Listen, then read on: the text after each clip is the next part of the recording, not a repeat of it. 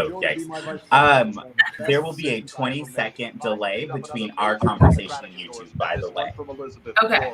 It's up to all of us to help make Joe We won't be able to tell, but the audience can tell. Well, okay.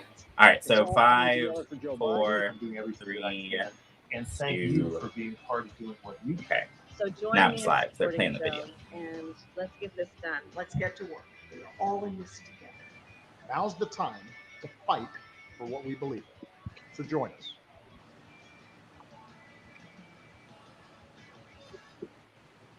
Hello and good evening. My name is Stefan, and I'm the founder of W2AA America, a social welfare organization dedicated to uplifting Black voices and relentlessly pursuing Black liberation.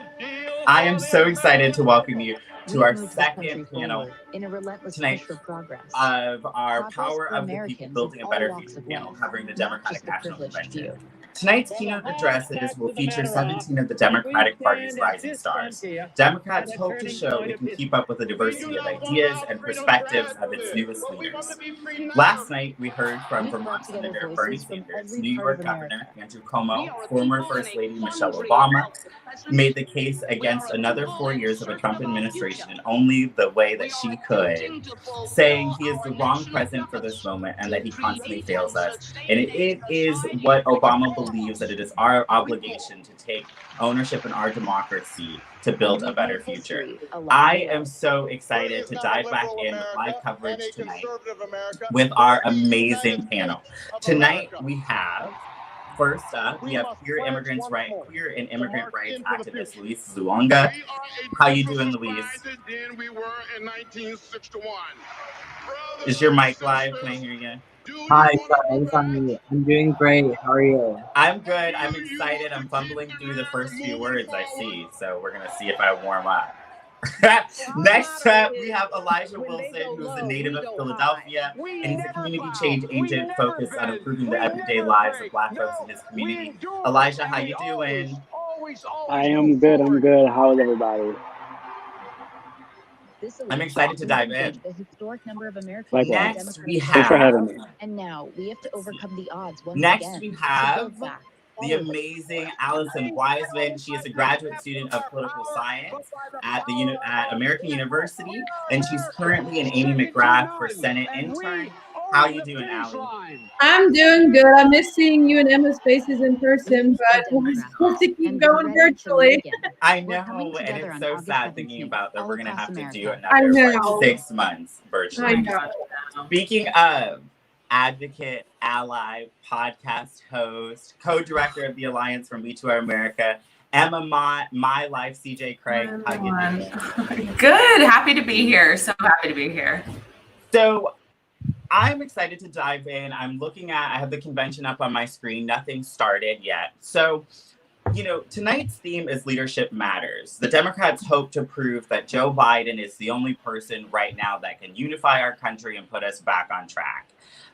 We're expected to hear from former acting U.S. Attorney General Sally Yates, who was known for refusing live from Milwaukee, to enforce Trump's travel ban. We heard from, Hi, everybody. We're expected to hear from Senate Democratic Leader Chuck Schumer, former Secretary of State John Kerry, Representative Alexandria Ocasio-Cortez, Stacey Abrams, former President Jimmy Carter, Bill Clinton, and then Second Lady Jill Biden is supposed to deliver this speech convincing us that her husband is the man for president. Out of all of those people and the many more people that are joining us, who are y'all most excited to hear from tonight? AOC. Okay, Louise says AOC. Emma, what are you saying? I'm proud of the New York representation tonight. We have Mr. Low Glasses Chuck Schumer joining us this evening. So I just love the New York representation tonight. Elijah, who are you excited to hear from? Definitely AOC, and there is a Philadelphia native that will be speaking tonight as well, Malcolm Kenyatta. Yes, I Kenyatta, just got to rep Philly. Yeah. I'm so excited to hear from him. Is he one of the first Black gay legislators? Okay, I absolutely love that. Allie, So wanting to hear from. For me, it's got to be Jill, because she's supposed to deliver this address that's not as targeting and as powerful as Michelle's amazing one was last night. But she's taking the route of the comfort route that she was for Joe when he lost his wife and kids in the wreck, and how their relationship blossomed from that. And I feel like if she can spin it correctly, a lot of mothers and wives and husbands will be able to relate to what he went through with Joe and his family. And, this really is, the biggest speech of her political career, and when people say that, when commentators say that, I think that, that's a little, silly, because I think they say it a little too much, but this really is Dr. Biden's biggest speech. Yes. She's never, she's given, great speeches at conventions before, but nothing like this. So, it's reported that 28.9 million Americans tuned in last night. Wow. That's up over 18 million viewers across platforms than the 2016 convention. Wow. So, how are y'all feeling about a digital convention? And do you think that, us not having an in-person convention, takes away from the fervor and fun? Or are we past the need for fun because we just need to get Donald Trump out of the White House? I mean, if it weren't coronavirus, can you believe that a couple months ago we were talking that what if this is a contested convention? That that was not a real possibility, but something we talked about. What we thought, yeah. And now here we are. Coronavirus said, nope, you're just gonna do it easy and fast and get it out of the way. And there's really nothing that we can do other than, stay in the house, even though the president of the United States refuses to tell people that they should do that. Allie, what are you thinking? I'm thinking I kind of liked it. And I miss definitely the raw emotion you get from the crowd when something is in my head. As Michelle was speaking, I just pictured the claps, the screams when Bernie gave his really good speech, the screams and everything. But then again, I kind of didn't mind not having it because it wasn't a distraction thing. You were really able to focus on everybody that was talking. Mm-hmm. Luis, one of the things that folks were saying was that Michelle Obama's speech last night was more effective because it seemed like she was talking directly to you, that there wasn't noise in the convention hall. If y'all remember in 2016, that there was a lot of noise interrupting pretty much every person's speech. Yeah.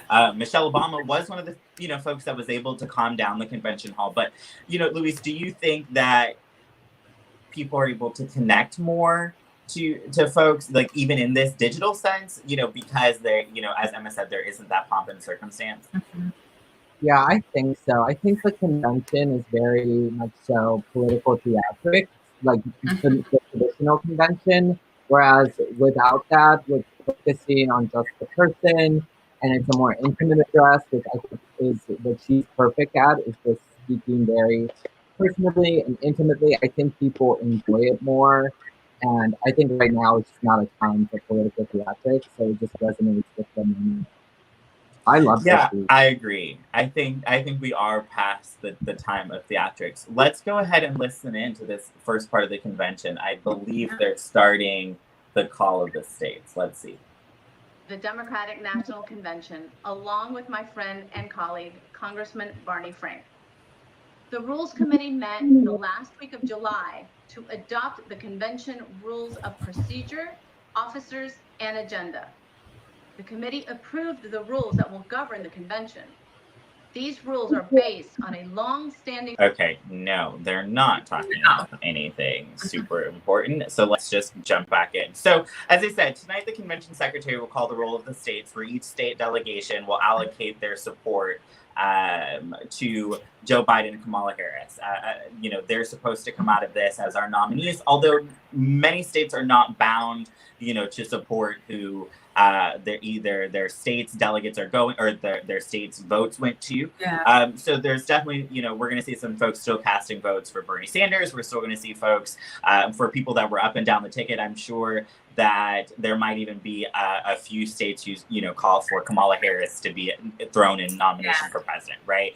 But at the end of this, we know for a fact Joe Biden and Kamala Harris are going to come out as the presidential and vice presidential nominees. So let's backtrack to January. There are 2,000 people running for the Democratic nomination for president. We were in class and I was talking about remaking and reimagining America. And I was the biggest Joe Biden hater there was. And here I am getting ready to vote and support Joe Biden for president of the United States. So Elijah, kick it off for us. Let's do a genuine temperature check. How are you feeling about former Vice President Joe Biden potentially being the next president of the United States?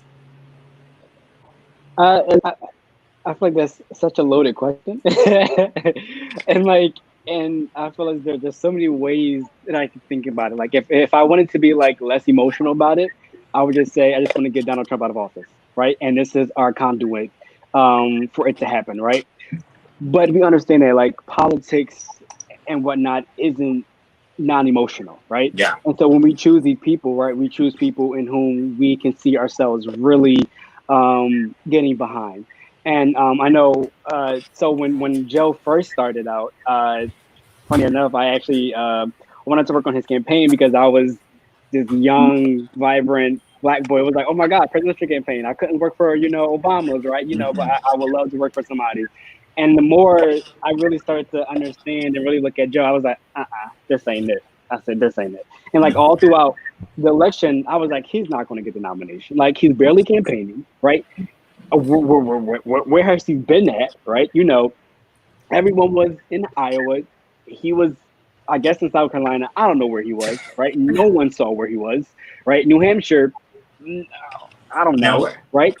Nowhere. And so we were like, oh, he's fine. Okay, all right. And now we're here, and it's like, it's one of those things where I think every day I process like, wow, we really had to vote for Joe Biden, right? And it's one of those things where people say, well, he's not Trump. Okay, well, I'm tired of having that feeling of, well he's not Trump. The most evil person. Yeah, like it's just like, all right, like when can we actually get a candidate who we can actually say, know what, I'm really excited for? And Joe Biden right now is not.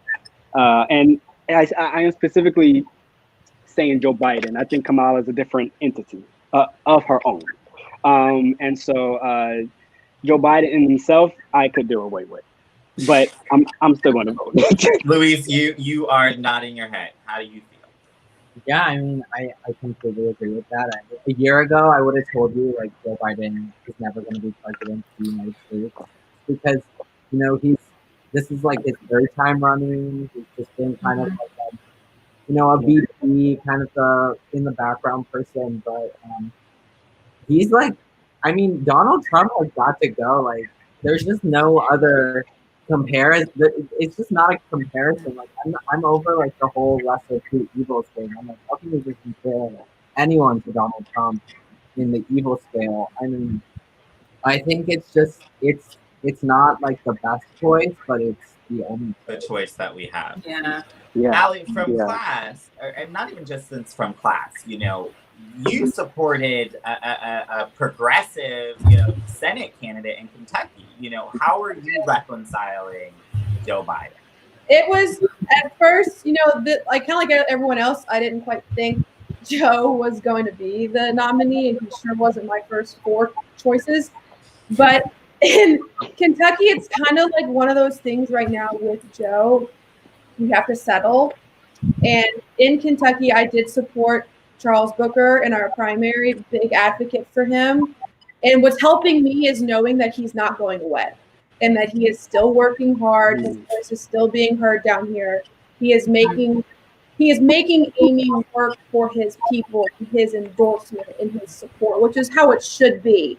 You shouldn't just assume you've got everybody because you don't.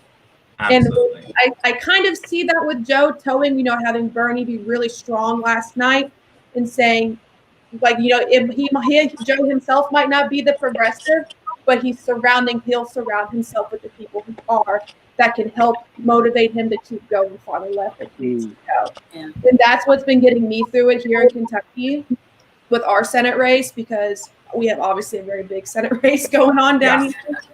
And I think if Amy, she's keeping towing and really doing well with interacting with our Black church community in downtown Louisville, which is massive, and her really listening to them and their ideas is really helping her a little bit, but she needs to keep going further.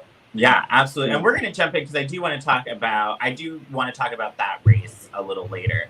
So Emma, yes, not only were we huge Elizabeth Warren supporters, you were extremely critical. You and I got into the fiercest debates about Kamala Harris, and now we are stuck with the two people that you were like absolutely nowhere from the jump. But one of the first times, y'all, that Emma and I hung out, she just said, she's a cop. I can't. Yeah. It's not. There's not a way for that to happen. But I know that you are a person about meeting the moment. So, one, how are you feeling, and how are you reconciling and working through and trying to process? So it does strike me as it wouldn't have been my first choice in a time where we're protesting police and maybe police brutality and maybe police existing. And this is the tough on crime ticket I didn't think we wanted. But c'est la vie, as they say. So I've been dealing with it by I am expecting a lot from them, and I'm keeping my, heart and mind open for this revolutionary criminal justice reform package that I expect nothing less from the two of them. I really want them to directly address it and say, here's what we're going to do to make up for mistakes that we directly had hands in. I would love that kind of an admission. I know it's not really going to happen that someone's the going to most say politically expedient or best thing to do, admit you're wrong. Is to admit you're wrong, but to put forward a criminal justice package that really spoke to a lot of those mistakes would mean a lot to me as someone who does not trust either of them in that policy area. So, and I trust. That was one of the things that last night was a huge focus of the convention that they brought up. That was one of the big buzzwords, was trust and integrity. Michelle Obama talked about Joe Biden's character. He is an amazingly decent man. Which I think is a stark composition of words, to say that, I don't want just someone that's decent, but I understand. You know what I'm saying? And and I have, over the last few weeks, I'm not going to lie. I mean, honestly, since Joe Biden was announced as the nominee, been doing my due diligence of trying to assess my personal politic for where we are. Yeah. The other day, I was watching a MSNBC interview between Cori Bush and Dr. Brittany Cooper out of Rutgers. And Dr. Cooper made this case that said, we can and we will debate fiercely Joe Biden and Kamala Harris on their track records and the harm and the trauma that they've caused people. But the one thing that her argument is that the presidency is an inherently moderate conservative position. The role of the presidency is to conserve and preserve the republic. So the republic as it stands, her argument was that there isn't much room for huge left policies, you know what I'm saying, or completely radical policies. So my question to all of y'all is, in your own ways and in your own communities, what are your reasons of telling people to vote, if you are telling people to vote, first of all? And second of all, what are you doing to help build some political power, either in digital community, your friend community, your families, whatever? What are you doing in this moment? Yeah. And whoever wants to go. I can say one of the big things here, since I live in Louisville, I'm at the heart of the Breonna Taylor case and investigation right now. And one of the biggest things for me personally is making sure that my voice is heard at protests and also uplifting my friends who are Black women who are protesting as well. And I have a couple of friends who have been at the heart and center of all 87 and plus days of our protests, and just making sure that when I'm with them, I don't kind of like get in their way. I let them lead and let them take the way, and I stand behind and support. And by me like communicating my being there at the protests and uplifting them, I'm letting people know that change needs to come, and like it's okay to be a little on the edge of it at first, but now like you've seen that it's not, that there's been no change, and that we need to keep pushing harder and demanding more, especially in Louisville with our mayor and our police chief and our union, etc. So I tell people, if you vote for someone who isn't telling everyone to liberate the states and liberate cities, that maybe we can get the change at a state level, a local level, a federal level, whatever it may be. that is long overdue to give justice to people in Ghana who are just long overdue for it. Absolutely. Luis, what are you feeling? Well, I mean, what's at the heart of my hands-on advocacy is immigration and DACA. I'm a DACA recipient. So, I mean, for me, it's really just telling people we need to get not just Donald Trump out of the White House, but we need to get Stephen Miller out of the White House. Who Absolutely. Oh, yes. Daydreaming about deporting anybody who isn't white since he was like 12 years old. We have Since to get, he had hair. You know, You're saying since he was born? since he was born. I misspoke. Thank you. I mean, we have people in charge of, you know, not just ICE, but just immigration in general that are xenophobic. I mean, it's horrible, and we've been able to do so much. And by we, I mean immigration groups and advocates have been able to do so much with Trump, but I don't know if we can really do 4 more years. Like, it's been fighting, you know, every single day, neck to neck, and it's just I can't imagine 4 more years of this. So I mean, he has to go. There's nothing, or we're gonna go. Like, there's no other option. Yeah. Elijah, you know, you're in Philadelphia, and Philadelphia has an extreme, I mean, same with you, Emma, in New York City, but really Philadelphia has a very tumultuous policing history, right? Just a history with, a tumultuous history with politics and politicians in general. You know, so what are you feeling? Yeah, I think in Philadelphia, it's really interesting, right? Because we have seen kind of like dynasties kind of rule our political system here in Philadelphia, right? And I think we're breaking that mold, right? But we also understand that we come from, like you said, a brutal history of just police force, right? So I don't know if you all know about Frank Rizzo, right? His statue just came down in Philadelphia, and he was this very militant white supremacist chief of police, right? Locked up so many people, but also at the same time hired a lot of black people. So there's this really strange dichotomy of him, of black people loving him, but also black people hating him at the same time. Really strange, right? But for the most part, a lot of black people hated him. And so like his statue there, just in our center city, right? And people worship him, right? And so that was recently taken down. And then, as you probably all know, we had our police actually illegally tear gassed a bunch of folks on our highway, right? And our mayor wasn't going to do anything about it until the New York Times did that investigation. I'll just be honest with you, right? But it was until local activists was like, hey, listen, this needs to change. But what did not actually get on was in the majority black section of the neighborhood in Philadelphia, the same incident actually happened on I-97. But that wasn't actually talked about. Right, so the police at the same time when like a whole bunch of federal troops was here, and you know the police were here and stuff like that, and it was the night after when they were like quote unquote looting, right? But I don't know how you can loot from people in places that are actually stealing from you themselves. But and the same thing that happened, the police used a bunch of tear gas or bullets and whatever it was, they actually used them, and that part of the section was destroyed, but no one talked about it, right? Besides these 2 council women who are newly elected. And so right now, and I think there really is a big push, honestly, for our commissioner to step down and our mayor, right? And it's sad to say because we have our first ever black commissioner. Yeah, please. But, you know, police commissioner, I'm sorry, I should be more specific. But, you know, you can't, there's a thin line. A cop is a cop. A cop is a cop. Yeah. A cop is a cop. And I'm trying to like, and I think that's the story that I have also with Kamala, right? It's just like a cop is a cop. But it's like a cop is a cop, right? And so, period. I love Emma's like, period. No. Period. And so that's what we're seeing right now in Philadelphia. And it's really interesting. And I'm a part of different things that's trying to spread the word on young people to vote. And not just nationally, but also locally, because we understand that Philadelphia right now is rising on our Gen Z and millennial population, right?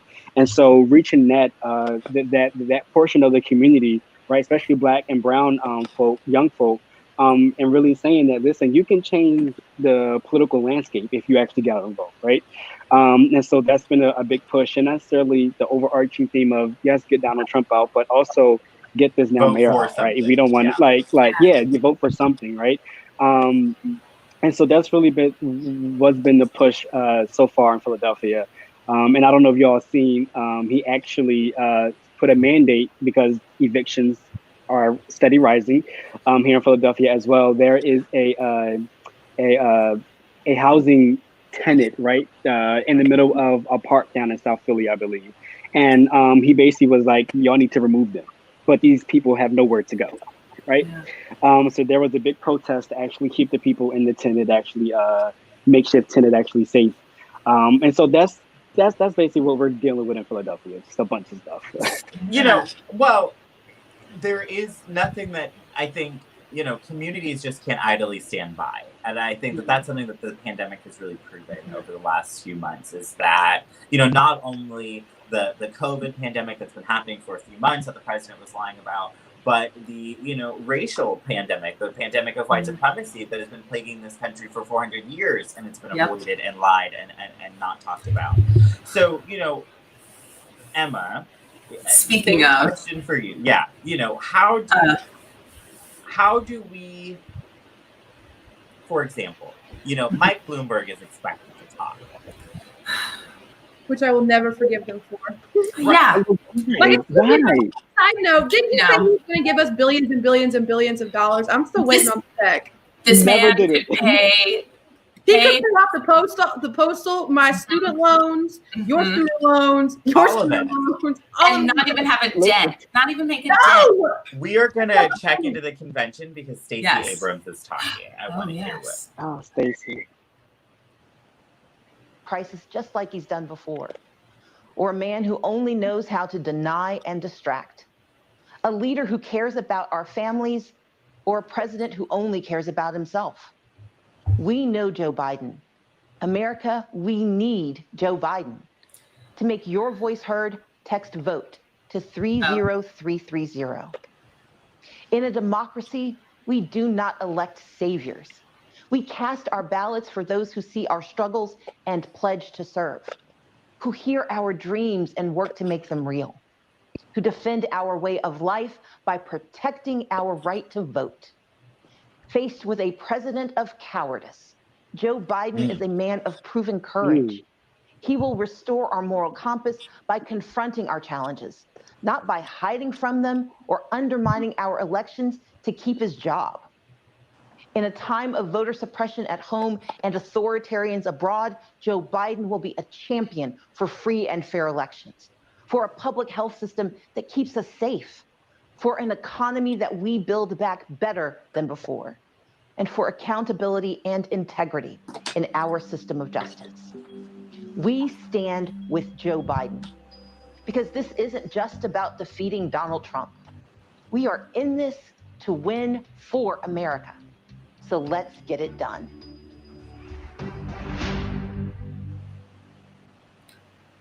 Can I just say that a little tiny bit part of me... No, go ahead, keep going. Just feels a little bit like it was like a hostage video. Like just a time, like... It didn't inspire me. It didn't touch me. Okay. It's just like a little bit of me was like, blink twice if you need help, Stacey. Like we will come last night when Senator Klobuchar spoke. When she was speaking, I was like, "Are you okay, Amy?" The whole time I was thinking of SNL when they were doing with her bangs. I was like, Amy, blink twice if you need me to save you. Right. And I think that does have to do with just it being a digital convention. It does, yeah. And I think that does have a lot to do with it. Yeah. But it's very interesting how the way that folks talk about Joe Biden, and it doesn't seem like a lie, if I'm going to be completely honest. Yeah. When they talk about Joe Biden being a good and decent man, I don't deny that Joe Biden may be a good and decent man. Decent. Yeah. Yeah. Yeah. Yeah. But I need more than good and decency. Yeah. Yeah. Exactly. Yes. And my frustration has been, for example, one of the people missing from the convention schedule, and he may be added because Andrew Yang, there was protests about Andrew Yang speaking, and he was able to get a spot at the convention. But one of the people that's missing is the candidate that I supported first, and that was Housing Secretary Julian Castro. Pew Research estimates that in just 5 states, most of the 23 million immigrants that will live there are eligible to vote, right? So with this current administration, what barriers can you see, the current administration putting in place? That's the first thing. But secondly, what does it say of the Democratic Party that at its convention, they don't give, a speaking platform to this amazing, Hispanic candidate for president who really put out policy before any of his other counterparts on the convention scale, the trail. He was doing the work. So what do you think this says about both parties and where we're at when it comes to how we interact with our Latinx and immigrant communities? On top of that, something else that really stresses me out is that there's no politician from Texas speaking at all. Yeah. And Texas is a huge battleground state. And you had Julian Castro and Beto O'Rourke, both from Texas, who ran for president. And Beto's been down there on the ground every single day, determined to turn Texas blue. Like, he deserves at least seconds to speak. If they're so focused on Texas, why is no one from Texas speaking? Exactly. And Texas is one of the states, Luis, that, will account in that 23 million. So what are you feeling? I'm honestly really disappointed. I think the Democratic Party did a terrible job when it comes to you have Alexandria Ocasio-Cortez is arguably like the most influential Latinx elected official in recent memory, and she gets 1 minute. She gets literally 60 seconds. Julian Castro was great candidate who had a really strong base in the primary, and he's not invited. You have tons of really great, Latino, Latinx, Hispanic Congress people that aren't really, lifted by the party. I think the party doesn't really care for the Latinx, voice. I think it's something that they've taken for granted. I think it's not something they really invest in. So, I'm not surprised. It's disappointing. It's disappointing. But I don't see let's any. take a listen to former acting Attorney General Sally Yates. Unlawful Muslim travel ban. That was the start of his relentless hacks on our democratic institutions and countless dedicated public servants. Like me, these officials didn't swear an oath to a person or a party. Public servants promised to defend our Constitution, uphold our laws, and work on behalf of the American people. But from the moment President Trump took office, he's used his position to benefit himself rather than our country. He's trampled the rule of law, trying to weaponize our Justice Department to attack his enemies and protect his friends.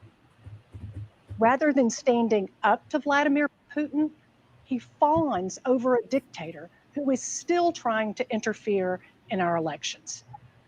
He's even trying to sabotage our postal service to keep people from being able to vote.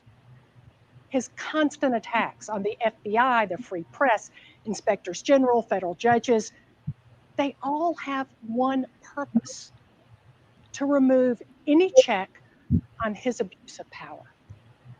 Put simply, he treats our country like it's his family business, this time bankrupting our nation's moral authority at home and abroad. But our country doesn't belong to him. It belongs to all of us. Joe Biden embraces that.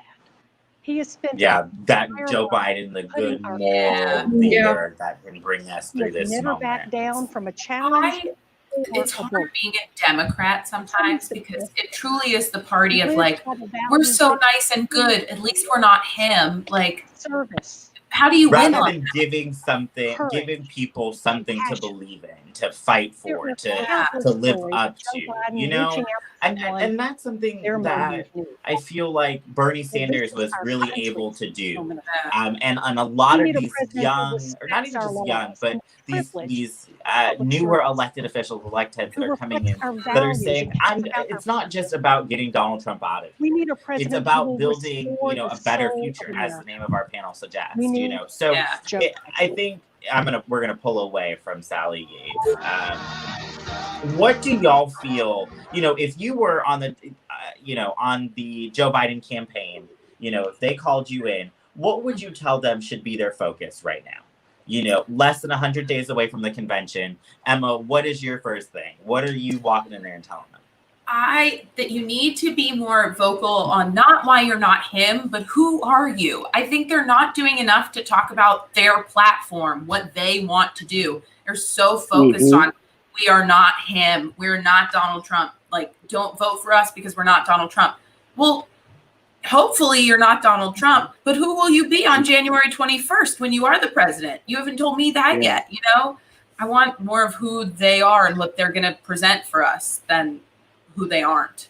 And do you think, you know, is just kind of to piggyback on that with you, is the convention the time to do that though? Or is the convention to put out the pomp and circumstance and to say, we're not that guy. Let's show you a clear difference that we're not that guy. I think arguably the convention is the only time they should be talking about who they are, because it's really it's a time for Democrats. I mean, I hope that other people will watch this, but first it's the Democratic convention versus the Republican National Convention. I don't really think someone who is teetering, I mean, hopefully they're watching this, but I don't know that they should be the target audience. It's like in the primaries, you go for your base. I feel like this is the end of the primaries. For your people. Yeah. And I think that they should be presenting to us. Because do y'all remember in 2016 where the speeches pretty much the entire time were how horrible Donald Trump would be as president? And in retrospect, we look back and we're like, okay, yeah, all of that was true. But should they have spent the convention doing that, or talking about, as Emma just said, how great they thought Hillary Clinton would have been for the country? You know what I'm saying? So, you know, Allie, what is that thing? What do you tell them? You know, if you go into the Joe Biden, Kamala Harris war room, what are you saying? I would say, like, for me, when he releases his plans on social media, they're 30 pages long and nobody reads them. And kind of he does have a plan. I think that's really like, yes, he when does everybody have is like, plan. what's Joe Biden's plan? He does have one. Yeah, he does have his They're plans, inaccessible. but he doesn't communicate them the way he should, because as someone like with a brain like ours, like, you can read it and understand what it means, but there's so many people out there who are like, oh my God, what does this mean? Just not us. And they're just not clearly communicating not only why they're not Trump, but what policies of yours that Trump has hurt will you do to fix. And I'm so sad Schumer doesn't have his glasses on. He doesn't have the glasses on. Where are the glasses? What is he The doing? Statue of Liberty. The Statue of Liberty behind him. I wanted his glasses. Dang it. And save the planet. A little bit. We will protect voting rights, fight systemic racism in the criminal justice system and in our economy, and restore a Supreme Court that looks out for people, not corporations.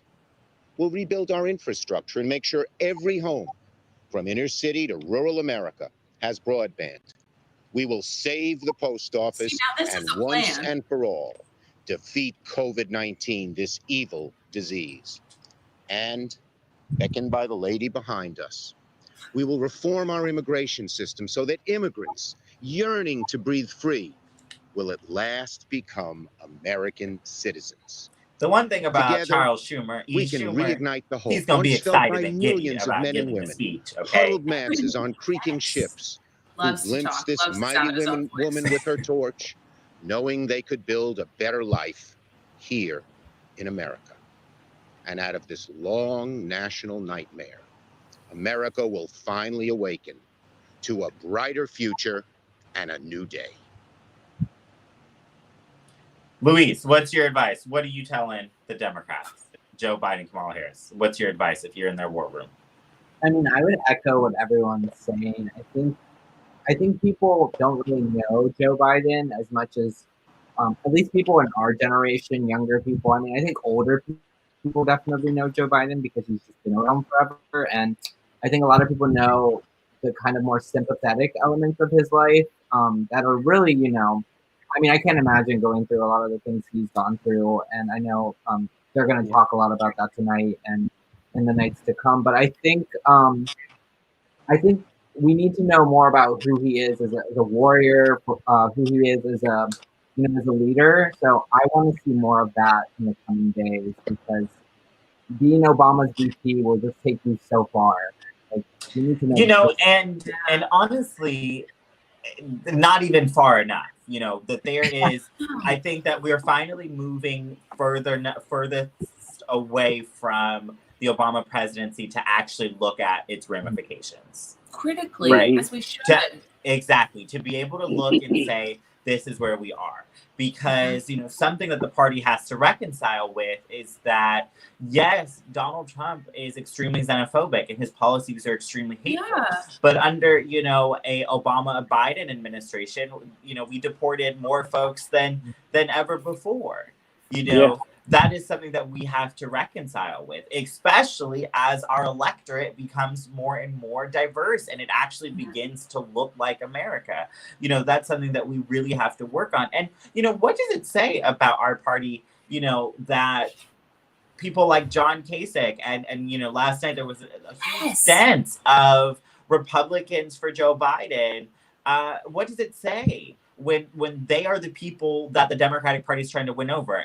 Allie, when we were in class, one of the things that I always tried to say is the forgotten man is not some white guy in the Midwest. You know what I'm saying? It's these Black, brown, and indigenous folks across this country who don't have access to a ballot box, who don't have access to good quality education or healthcare or food. Yep. So this story that Democrats are trying to tell, is it working? Do you think that it's going to work? Do you think that we're moving forward in this, super hopeful America as Stacey Abrams and Chuck Schumer, everybody's trying to get back to this America of hope, but even if this man gets elected, Joe Biden gets elected, we still need to go out and protest the next day. Yes. Oh, yeah. Yeah. That we still have to reconcile that. So, what is, I know I asked earlier about, the policy that y'all were focused on. Who did you support in the primary? And are you, excited to see what they're going to continue to do for the party? Do you think that we should adopt more of their policies? Emma, you're going to go last because we can talk about Elizabeth Warren forever. So whoever wants to go, you can go right ahead. I'll go. I made a huge pivot. I will say that. So when Kamala, when she first announced, I was very much for her. I'm not gonna lie, I was too. That's why very much. Told me very much. And one of my good friends, Camille, I feel as though Emma, we had countless conversations of why Kamala should not be the president of the United States. I mean, heated discussions, right? Yes.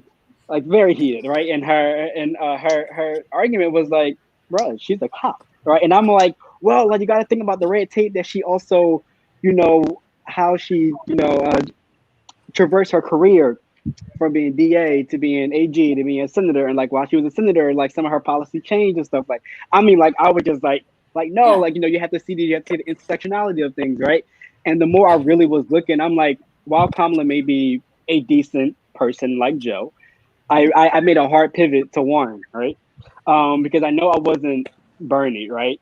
But I knew that Warren, I think, was it. And what really did it was my dad. It was my dad and I were watching one of the debates. And my dad really isn't a politics like that, to be honest with you, But he was I like Warren. And I was this is the first time he Bill said Clinton anything about any candidate. Well, we'd like to hear Bill Clinton. No. Let's hear what he has to say. Just for a second. Let's just for a second. People destroying millions of jobs in small businesses. How did Donald Trump respond? He looked so vibrant, younger. First, he said the virus Yeah. was under control. Because he was looking a lot like. At John Lewis's funeral, I thought And he it did didn't. 2 weeks. He was on before. TV every day bragging on what a great I job thought he was nuts. doing. While our scientists waited to give us vital information. When he didn't like the expert advice he was given, he ignored it. Only when COVID exploded in even more states did he encourage people to wear masks. By then, many more were dying. When asked about the surge in deaths, he shrugged and said, "It is what it is." It is what it Did it is. have to be this way? No. Jeez. It's one of COVID those hit things where us you like much you harder than knew it had that to. Donald Trump was comfortable with We have Americans just 4% dying, of the but world's hearing him population. say for real. 25% of the world's COVID cases. I mean, it's Unemployment honestly rate is more than despicable. twice as high as And I South think that Korea, that's the thing 2.5 about times the United decency Kingdom's, that more than about 3 Joe times Japan. Biden, who knows Donald what Trump loss says we're is and leading is the world. publicly grieved. And I think Well, that we are the only that major empathy we industrial do economy need in that a has place its like the United unemployment States. rate I would tripled. say that.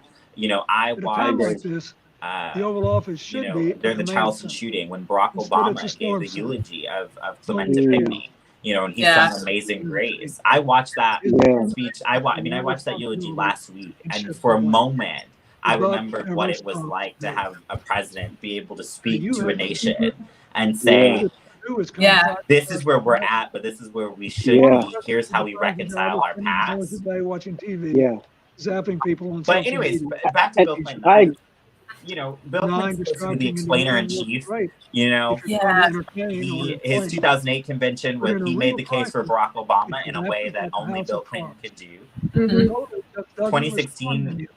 he told us a story, a story of him and Hillary. Yeah. Let's see if he can Our make the party case is for Joe united Biden. in offering you a very different choice. I also think in 2008 he kind of had to make a really strong case Man with a mission for Barack just because of how bad that election was. Yeah. Seasoned with Hillary Yeah. and Barack. It was brutal. It was brutal. Yeah. And he can do it again. Brutal. 2009, Barack Obama and Joe Biden started with the worst economy since the Great Depression. And when they were done, they delivered more than 6 straight years of job growth. What did Joe do? He accepted responsibility for implementing the Recovery Act. His work created a lot of new jobs and started many new companies in communities across our country. Now Joe's committed to building America back again. How? He's given us smart, detailed plans to invest in areas vital to our future. Innovative financing for modern factories and small businesses. Good jobs in green energy and conservation to combat climate change. A modern infrastructure that brings small town and rural America the connectivity and investment others take for granted. And a plan to ensure that Black Americans, Latino Americans, Native Americans, women, immigrants, and other communities left behind are full participants in our economy and our society. Joe Biden wants to build an economy far better suited to our changing world.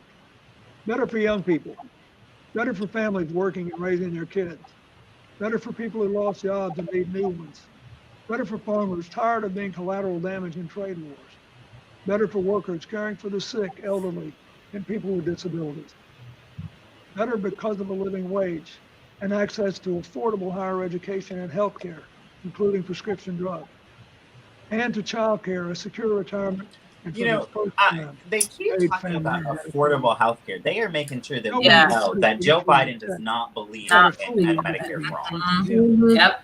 You'll work to make sure that your paycheck. A shame. A real shame. And your You know, Andy Birkin's supposed to talk tonight. And Andy is the Medicare for All activist who supported Elizabeth Warren and then supported Bernie Sanders later in the primary. You know, he is someone that was diagnosed with ALS and that he is dying. You know, he's out here championing the access to healthcare for everyone. And it's so interesting. I watched yesterday in preparation his Now This interview with Joe Biden. And, you know, he told Joe Biden, you know, why don't you believe that we all deserve, you know, healthcare? And Joe Biden says, I do. However, I think that people should be able to keep their private insurance if they want to. But that's still, you know, it's very interesting that they won't even acknowledge, hold on one second, they won't even acknowledge that there is a future in this country where Medicare for all can exist. It exists. Yeah. You know, so Emma, what do you think that says, especially, as someone who did support, Elizabeth Warren. Yeah. What do you think that says about a party that won't even, expand its imagination? It's really discouraging, and it really makes me, I've never been against it, but just more parties, more options. I think that really the Democratic Party has left us no choice but to say, if you won't meet the moment, then maybe the moment is moving on from you. Maybe we have to leave you behind. And it makes me really sad that half of the party is just now feels stuck. It feels like they're stuck in the ground, and the rest of us are ready to move forward.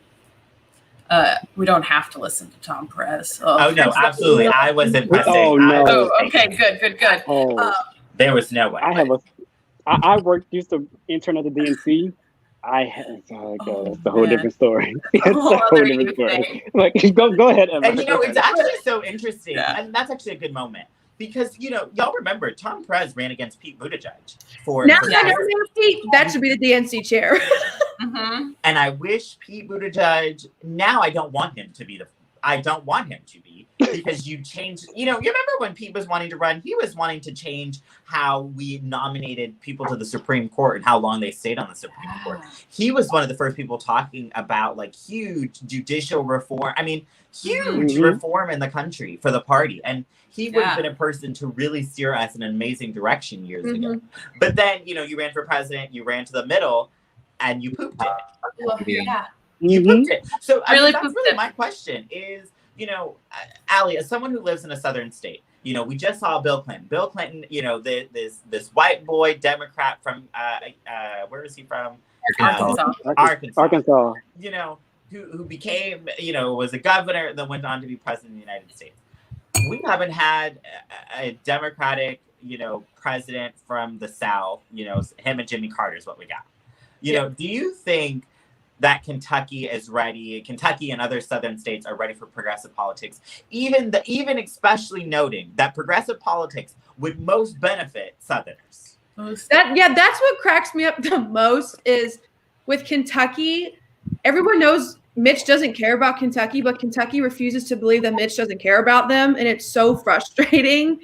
And with Charles Booker, who was a big progressive, phenomenal. Medicare for all, New Deal, the whole 9 yards. The way I always say, because our primary got pushed back because of COVID, which rightfully so should have. But if people would have genuinely not just said, "Oh, Amy McGrath, who was thrown down my throat, that's who I'm going to vote for," I actually think he would have won because the power of his movement and his people, he brought out the black vote from downtown Louisville in a way that I have never been seen before. And people, they wanted him. If the election would have been a week later or 3 days later, he 100% would have won. But people like him and Jamie Harrison over in South Carolina are giving me hope that the South might actually be there's ready for something something different. Exactly. Senate candidates down in Louisiana and Tennessee, candidates winning in, up and down the ballot in Missouri. I think there is a place. But, Louise, we know that people don't do, especially in this country, don't run towards things that are good for them. So what is one thing that you wish that the Democrats would grab onto as a party platform and be unapologetic about? The Republicans have held on to voter suppression. They are proud that they are restricting the right to vote. That is a thing that Republicans do. What is one of those things that, in a good way, Democrats should champion other than not being Donald Trump? I think the number one thing, and I think we've alluded to it a little bit just a minute ago, is healthcare. I mean, I think Democrats do best when they focus on healthcare. I think it's just the internal conflict has to end. I think I mean, public opinion shows Americans want 84% of Americans, and a poll came out last week. Yeah, internally, Democrats have to get over this. AOC is. She can interrupt me. Why is Colin Powell speaking tonight?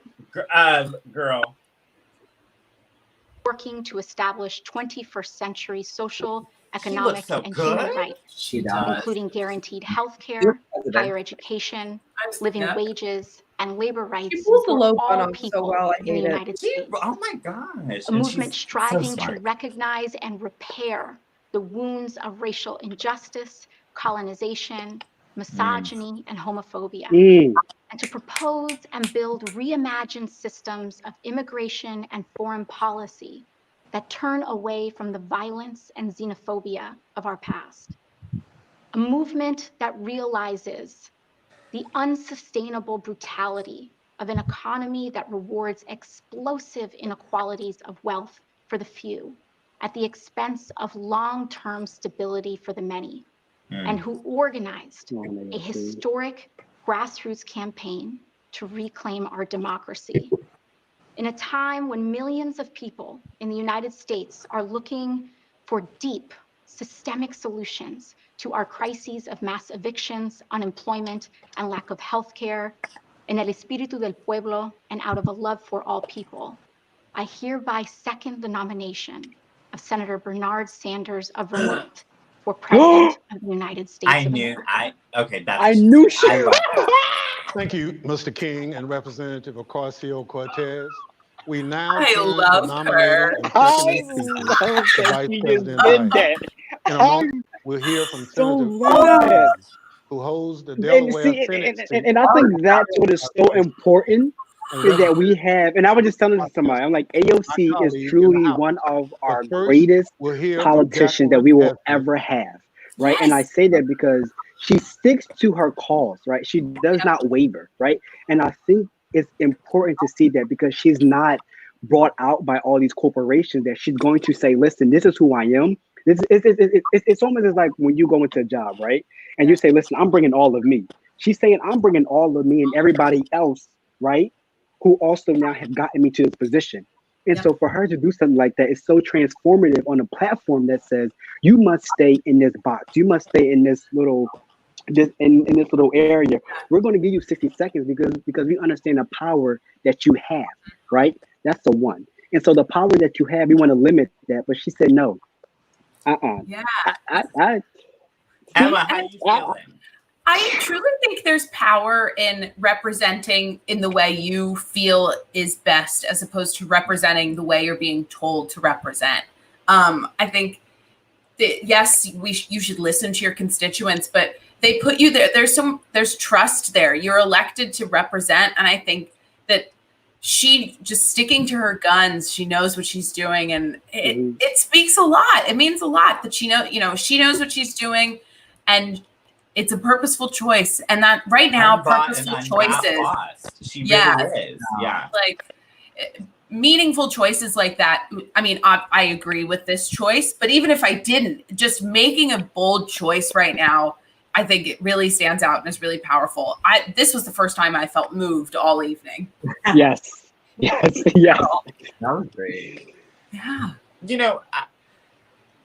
There's something about her, and then and when I was working on the Hill, the one thing I did very early on was, you are a member of Congress, you're just a member of Congress, right? Like, I would walk past folks, I would just walk past folks. You know what I'm saying? We would stop, we would talk. There were some members that I was actually like really starting to get to know. One of the people, though, that actually did make me stop in my tracks, was, Representative Ocasio-Cortez. I literally stopped, and she wore this bright red blazer with this bright red lip on a day that I had on bright red. And we were standing in the hallway in Cannon, and I was just like startled, and my mouth was open, and she legit was like, hi. And I was like, girl, there is something, and I'm not someone who idealizes politicians. I'm not saying that at all. But it feels really good to hear someone speak truth to power. Yeah. It feels really good to hear an elected official say, she said very early on, I'm not going to be a career politician. That's not my job. And I don't care if I don't get elected again. I'm going to go in and I'm going to fight for the things that I believed in. And then she overwhelmingly wins her primary. Yeah.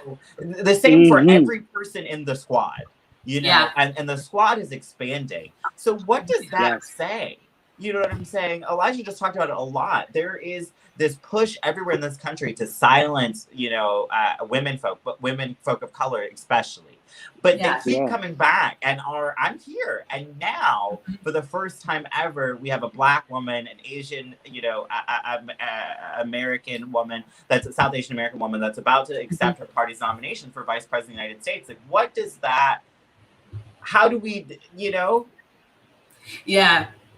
I mean, I deal think with we these definitely have to take a, like, as someone who is not a Kamala person, I definitely have to take a moment to always acknowledge like how really powerful this is and like how meaningful this is, because it, at the very least, it gives voice to those who have not had voice in such a public sphere before. And it's always so cheesy when people say like, but it really is the little girls who are going to watch tonight and believe that this can finally be them, but it can be them in a way that is more progressive and more powerful than that. So I think for as much as she bothers me, she is still that at the end of the day, this woman for a lot of people.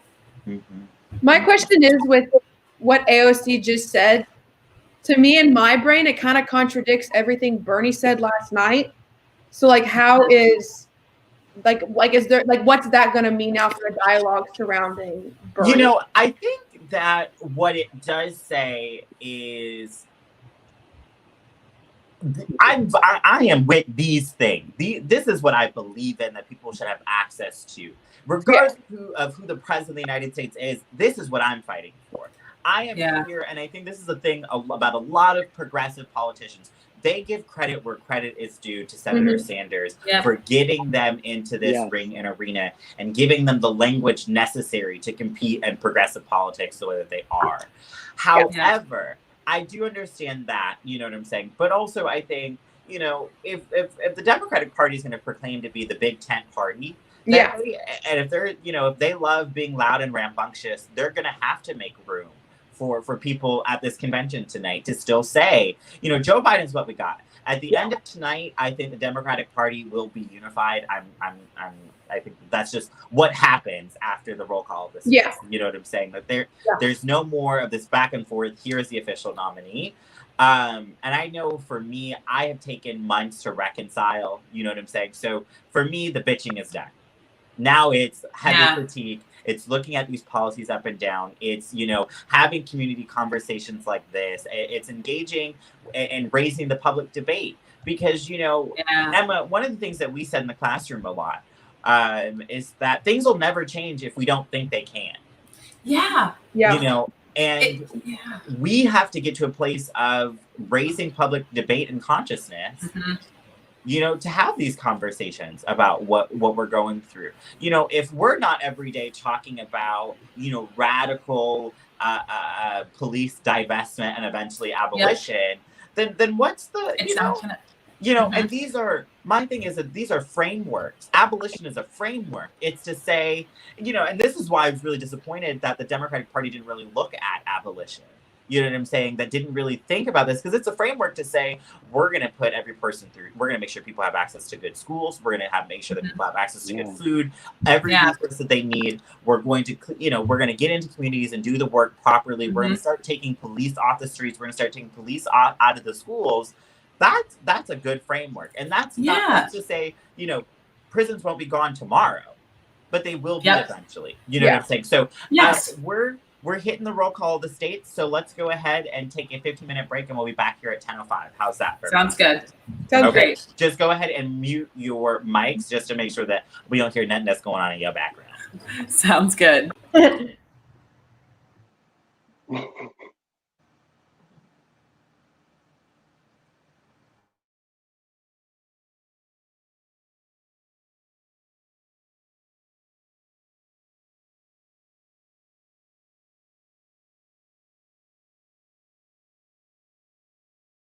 Will cast 36 votes for Bernie Sanders and 42 for our next president, Joe Biden. Connecticut. Firefighters are proud to put our lives on the line every day to protect our neighbors. It's a badge of courage. But while we are protecting your family, we need a president who is committed to protecting ours, and that's Joe Biden. He has the courage we respect, and the commitment to working Americans we need now. On behalf of our governor, Ned Lamont, I am honored to cast Connecticut's 75 votes for our next president, Joe Biden. Delaware. Delaware passes. Delaware passes. Democrats abroad. We represent the millions of Americans who live outside the United States and vote back home. Americans abroad can make a difference in the states that will decide this year's elections. We need your help to elect a president who will restore our standing around the world. Go to votefromabroad.org to learn more. Democrats Abroad is proud to cast 10 votes for Bernie Sanders and 7 votes for our next president, Joe Biden. District of Columbia. Welcome to my hometown and the best city in the world.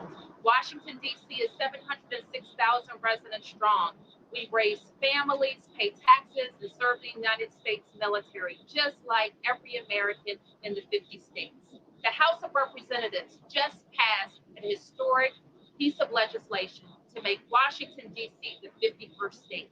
From Black Lives Matter Plaza, the District of Columbia proudly casts 1 vote for Bernie Sanders and 43 votes for the next president of the United States, Joe Biden. Florida. When my daughter was murdered in Parkland, Joe Biden called to share in our family's grief. I quickly learned about his decency and his civility, but I also learned about his toughness and how he's beaten the NRA. Together with the other victims of gun violence and our nation's youth, Joe Biden and Kamala Harris will take on the NRA again and win. Let's win back our freedom to live without fear. Florida cast 57 votes for Bernie Sanders and 192 votes for our next president, Joe Biden. Georgia. My mentor, Congressman John Lewis, knew that the right to vote is sacred. Georgians know that our ability to vote is under attack. Long lines, voter suppression.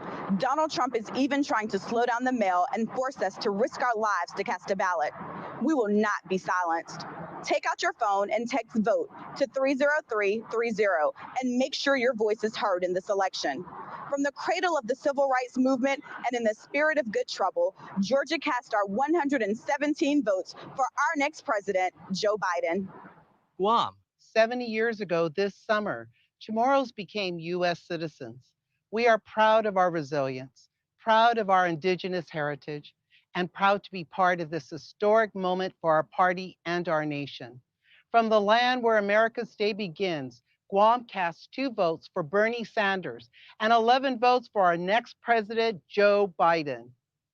Hawaii. I came from the Philippines to Hawaii, the land of indigenous Native Hawaiians.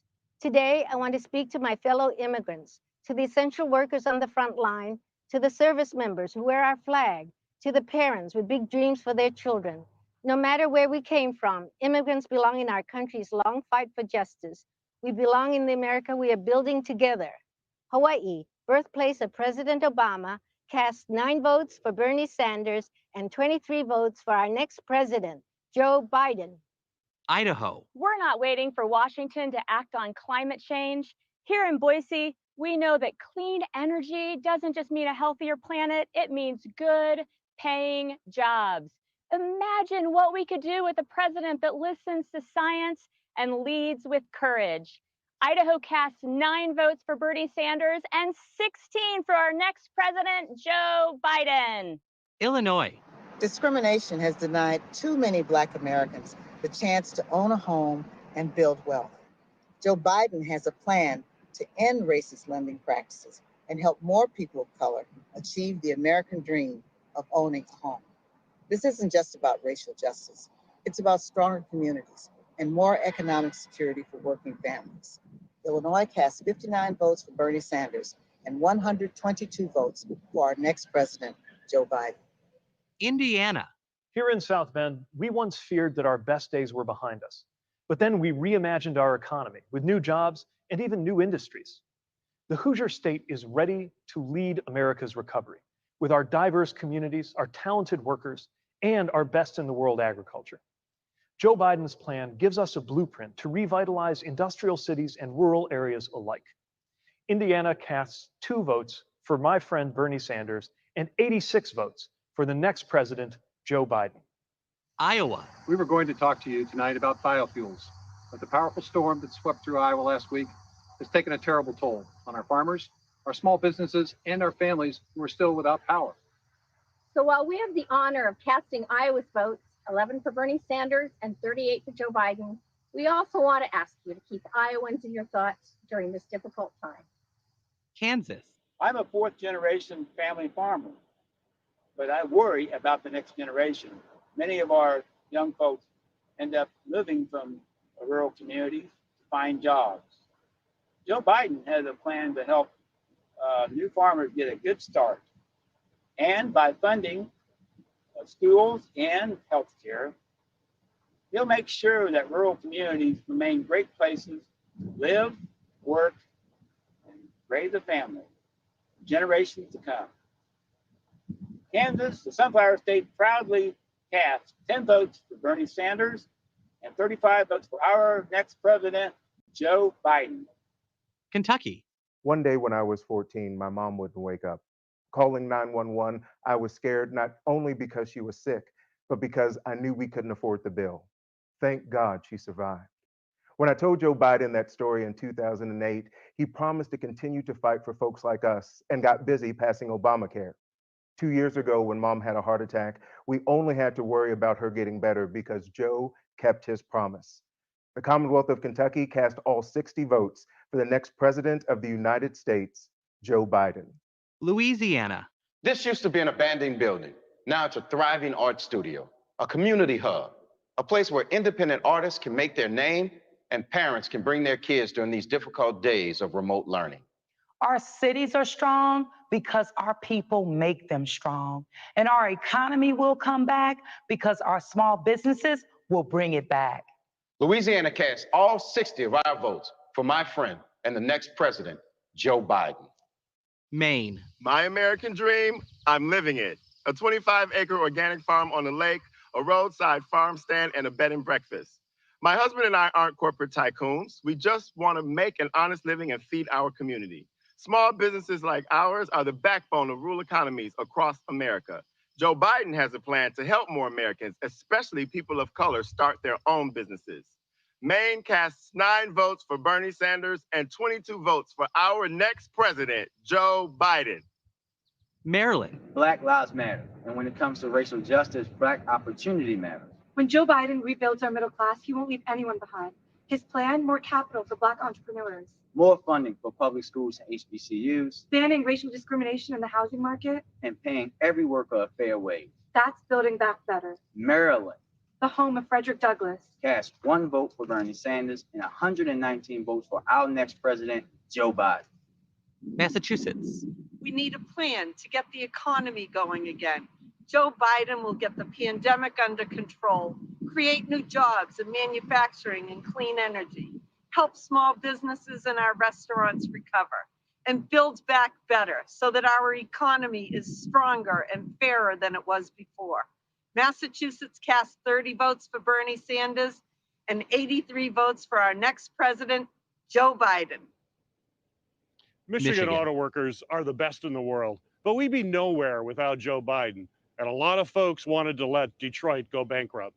But Joe Biden believed in us, and together we fought to save our auto industry.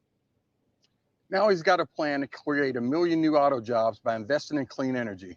Joe Biden believes in American workers. He's got our back, and we've got his. Michigan cast 53 votes for Bernie Sanders and 92 votes for our next president, Joe Biden.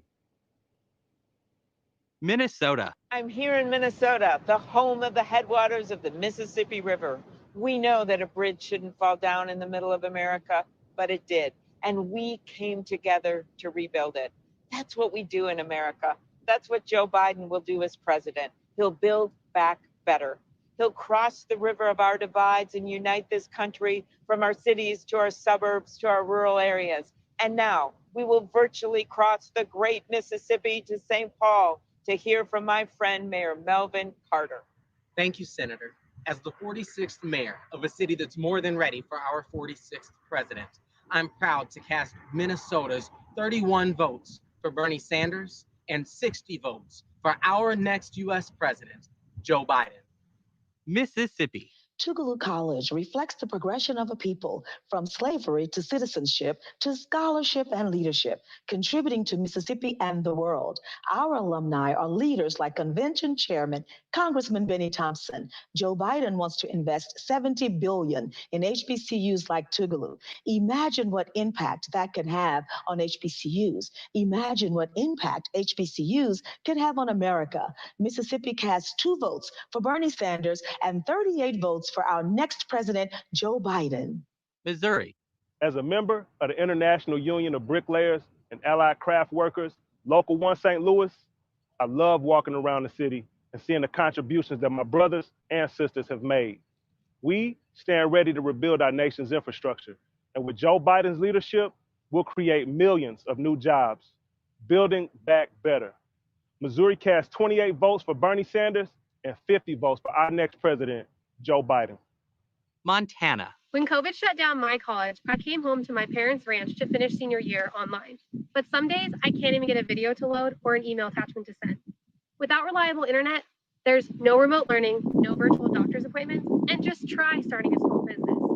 Rural broadband can be a game changer for rural communities like mine, and Joe Biden has a plan to make it happen. Montana cast 1 vote for Bernie Sanders and 18 votes for our next president, Joe Biden. Nebraska. I work at a meatpacking plant, making sure grocery store shelves stay full. They call us essential workers, but we get treated like we're expendable. Workers are dying from COVID, but a lot of us don't have paid sick leave or even quality protective equipment. We are human beings, not robots, not disposable. We want to keep helping you feed your family, but we need a president who will have our backs. Nebraska cast 33 votes for our next president, Joe Biden. Nevada. Working people are the backbone of our economy and the key to our recovery. Joe Biden knows it's not enough to praise them. We have to reward them. So let's raise the minimum wage to $15 an hour, empower workers to negotiate for better benefits and safer workplaces, and make it easier to pay for things like health care and higher education. I am proud to cast 24 votes for Bernie Sanders and 25 votes for our next president, Joe Biden. New Hampshire. Hello from the Granite State. We trust Joe Biden. Joe will provide the leadership necessary to bring us back from this awful pandemic. Joe has a plan to attack global climate change once and for all. And Joe will restore honesty, decency, and trust to the White House, reunite all Americans, and build a better future for all. The great state of New Hampshire awards 9 delegates to our friend and neighbor, Bernie Sanders, and 24 delegates to the next president of the United States, Joe Biden. New Jersey. We've been hit hard by COVID, but we're coming back. But we have to be smart. We have to listen to the experts, and we have to have a president who has a plan. That's why, in memory of all those we've lost, in solidarity with those who are sick or struggling, and in eternal gratitude for our heroic frontline workers, New Jersey cast 5 votes for Senator Bernie Sanders and 139 votes for the next president of the United States, Joe Biden. New Mexico. Makoam, Mamkima Kirimba. Greetings and good evening.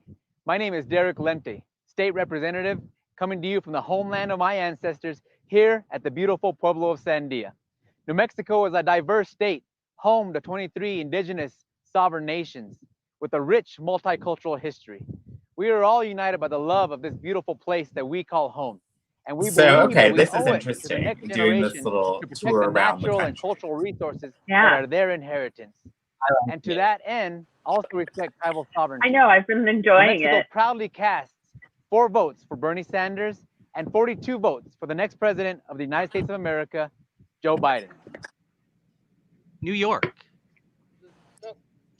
As an immigrant from St. Vincent and the Grenadines, I also think and it's an been very interesting the 1199 people that they've SEIU asked registered to nurse. nominate. I am proud to be But that's part of always a political America's fight statement that against that each COVID-19. delegation said. But I many think it's pretty healthcare interesting. workers don't get paid sick My leave mom or have texted me enough about protective equipment. Amy I Klobuchar. have 2 children with My mom asthma said and a weirdly mother smiley, who's and high I said risk. yes. I worry every day So about bringing this Tiara and virus home to Tiara's my live audience Joe here Biden's tonight. plan will help And, us you know, take better Amy care popped of up on the your loved screen and we ones both just as went, well as our own.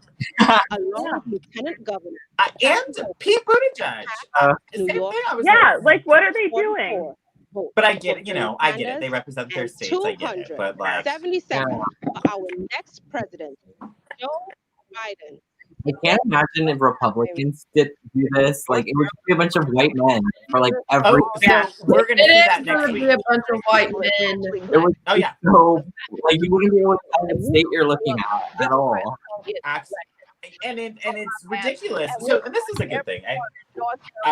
We can talk about, is there's hope. I think that's what for me. Yeah. That it's hope that there is a space in the Democratic Party for many people. However, I don't want to just be in the room. Right?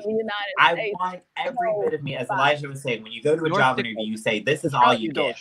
I want the Democratic Party to be that place. For folks to say, this is where I need to be. What do you think we need to be doing in terms of outreach? You know what I'm saying? Like, how do we outreach to those disinterested voters? Joe Biden knows that. Or I guess, what do y'all suggest to do to reach out to those disinterested voters? Or what are you doing in your communities when people are disinterested? How are you trying to get them motivated? You know what I'm saying? Because during the break, went downstairs and I was thinking, after tonight, this is it. This is what we got. Yep. Just like 4 years ago when we got Hillary Clinton and I wasn't on, completely here for her. That's who we got. And so, yeah. How do we? So what I are like to say that I'm voting for all of the people who can't vote for Joe Biden and Kamala Harris, because I know there are some people, like, if you are a Black trans woman or a sex worker, I get it. This is the this is the worst ticket, the least ideal ticket for you. If you feel like you cannot vote, I think you should, but that's on you. So I will vote. You know what I mean? Like, this is only going to be fine for me. I'm going to be fine. And other people will be not fine if it's the other ticket. So kind of, reconciling that I am in a position of privilege to say that I can just suck it up and vote, because there are some people who it might really be against who they are to suck it up and vote. Yeah. Can I echo that? Because as someone who literally cannot vote, I really think that's a strong argument. I can tell people, vote for people like me who don't have, I can't vote, and there's other people for other reasons who might not be able to vote regardless of immigration status, whether they be incarcerated or what have you. So vote for those people, and because our lives are on the line. Yeah, and one of the things, Russell last night, and he just posted on his Instagram, my brother friend Russell, he summed it up really well. We're voting, and I'm gonna go out here to vote. But we have to stop telling people that someone died for your right to vote, because that did happen. That can't be the only reason, because people lived too. People lived for us to be able to do this. Yep. And I resonate so much with that. And Luis, I resonate with what you're saying. I have some incarcerated family members who, at the height of this crisis, Andrew Cuomo was using them as unpaid labor to make hand sanitizer that they couldn't even use. Yeah. And I'm sitting here talking about what to them seems, like this fairy tale, sitting here parading around that prison shouldn't exist, right? And they're like, oh, but they do right now. So can you do something about it today? Can you show up for me today? Yeah. Anybody? Go ahead if anybody else wants to share. Elijah or Allison. I think, like, the big argument I've been telling people is in 2016, I had a lot of friends who didn't vote, which pissed me off. But I also had a lot of people that were like, the lesser of two evils thing. But it's those people who complain the most. And I'm like, I'm so tired of hearing it. Like, I understand it's not ideal, but you said the same thing 4 years ago, and look where we are. Yeah. Like, I know it's like, and I keep telling them, I'm like, you sat out and didn't vote in 2016, and now look who's hurting. Your family members hurting because their drug cost is so high. Or like, I have a friend who's an immigrant who's hurting because of immigration policy. Like, stop saying that and actually go out and do something to change. Do something. Help everybody else out, because more people than just you need help right now. Like, that's why I keep telling everyone to suck it up. vote and work even harder in 2024 to get someone stronger nominated. And the reality is, and Elijah, I want to hear your thoughts on this, because the reality is that voting is one of the smallest things that's a part of being politically active. Yeah. And I think we have a very politically apathetic country. I mean, we're taught that political apathy because, we're indoctrinated to believe that we're this shining city on a hill, that we're so perfect. We get a very whitewashed, watered down version of our history. And so we don't have a profound appreciation for all of the things that were lost in order to build this American empire. Elijah, I think of the native folk. Tonight, the president of the Navajo Nation is supposed to address the convention. This country has a horrible, Democratic and Republican presidents alike have a horrible track record of keeping up with indigenous folk. You know what I'm saying? Of honoring treaty, of making sure and taking care of and providing education and health care that are not privileges, but are rights guaranteed by treaty to folks. So Elijah, what are you doing and how are your conversations going with people who may be apathetic of voting or who just say, I'm not political, so I don't want to be a part of this at all? Yeah. I love when people say I'm not political, because it's like, you don't have to be political because politics runs your life, right? Like I said, so, if you don't want to be political, right, unfortunately you are in a political system. And so I think it's really imperative. And I think, Allison, you really touched on it importantly, is, making sure that people see that, listen, if you don't vote, these are the direct causes of how you're going to be affected, right? And I do think that a lot of times we pivot to, well, my ancestors died, my ancestors were beat and stuff like that. While that is true, and I do not take away from that at all, right? I think that's a very valid history that we need to uplift, and we need to teach, our students and teach our children and stuff like that. But I also think is that correlation of, okay, if I vote for this person, then that means I'm going to have higher drug costs, right? If I vote for this person, that means my loved one who is incarcerated right now will not be able to actually participate in a democratic system. And then when they come out, there won't be any plans to actually help them go back into society, right? And so I think it's really important that we see the nuances, and we can effectively say, hey, listen, if you do not vote, then these are the things that are going to happen to you. And I think it goes back to make a full circle. Like, okay, so Joe Biden and Kamala, what are you going to do? Right? Like, what are you going to do? So I can now tell, my people in my area who necessarily aren't politically active or can understand the complexities of politics and say, okay, so listen, if you do this, Joe and Kamala are going to do this. So you want to do this, right? And so I think that has not been translated for us to really be like, well, vote, but we don't know what they're going to do yet, but vote.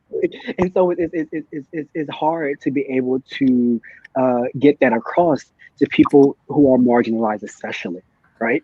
Because they see, like, once again, this ticket as just like, well, this is the ticket that's been, and I hate to say it, but it's unfortunate, but who has been on our necks for so long, right? And I don't care if they are, Democrats, right? But these are more conservative, moderate Democrats who have. Do y'all see Bernie Sanders standing in the background? Yes, so cute. Why is his pants so baggy? Did you also see the video? Did y'all see the video of his wife telling him to stand up straight? And it's like, stop. I saw that. Did you see the one of Gretchen when she was talking about Shark Week? She very much gives me Melly Grant vibes. Right. Yes. I thought that. Yes. The look, the dress, the attitude, but she sat there and was like I pictured Millie doing the that she always gave Finn. I was like, this is Melly. So, as we're looking at the roll call of the states, oh, wow. Mr. Khan, you remember he spoke at the convention in 2016. He's a Gold Star dad, or Gold Star parent. Gold Star parent. I was able to meet him, Donald actually. Trump mocked him and his family, ridiculous. Yeah. So, Emma, earlier we heard from your senator, my home state senator, Charles Schumer. And in this roll call of the states, we're looking, everybody is pretty much above 50 years old. that in this roll call of the states.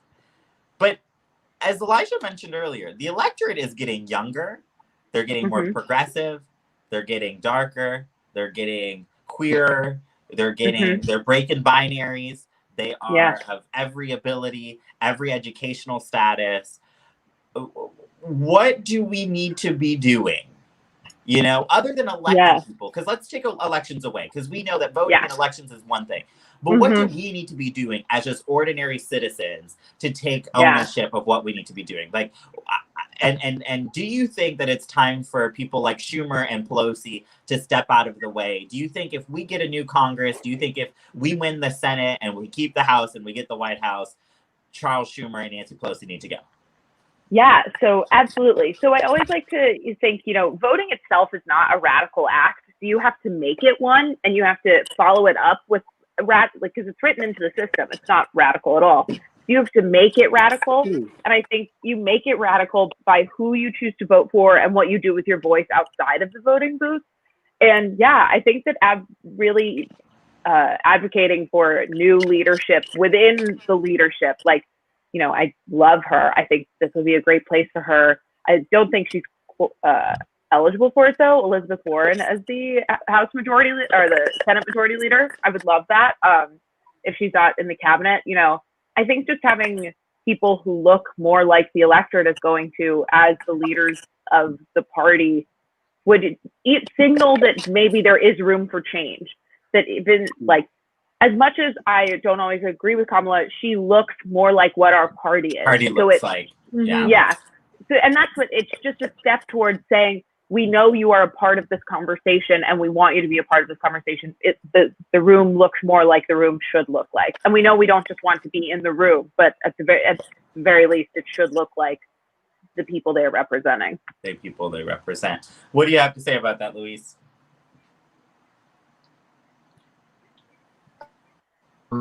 Got cut off a little bit, but I think I got the gist of what you were saying. I mean, I agree. I'm not a big Chuck Schumer fan, but I am a little biased towards Pelosi. So, I mean, but I do think at the same time, I mean, there does come a point where your time has come and you kind of have to pass the torch. So I do think it is a good time to have new leadership, especially with someone like Joe Biden in the White House, hopefully, God forbid otherwise. So I do think it's time for change, especially in the Senate, because I really could care less for Chuck Schumer. But in general, I think it's time for new. Yeah, absolutely. And, you know, I think, okay, wait, this is the last one. Let's listen to the formal nomination. Let's hear what they say. To the crowd, on his way to work or going home to his family. That's always been his North Star, delivering for families like his own, working people who struggle and sacrifice to build a better life. Nobody has ever had to wonder who Joe Biden's in it for. Everyone standing in the Our background nation looks faces so daunting challenges, but I've known Joe Biden for 40 years, and there's nobody I trust more to lead our party, unite our country, and restore our standing in the world. What's more, he's humble. I love that they're doing it at the Amtrak station. I know, I do like that. Very Joe. He is a leader made for this moment and the finest public servant I've ever known. Oh, and it says Joseph Delaware R. is Biden proud in the to background. cast You its see it on the 32 poster. votes for our favorite son and our next president. Our friend, Delaware, Joe Biden. Oh, yay, so it's official. That was cute. That was cute. I will say that. Look at him. Oh my God, the balloons! I was over here with balloons. I think of Bill in his face in 2016 when the balloons stopped. And I was like, yeah, I know you've seen these balloons before. Also, like, the claps at the end of, like, yeah. Wow. So is that his family? Yeah, she's given a speech. This is where she's given her convention speech tonight at the first school she taught at. The high school. I remember that. Yeah. That's cute.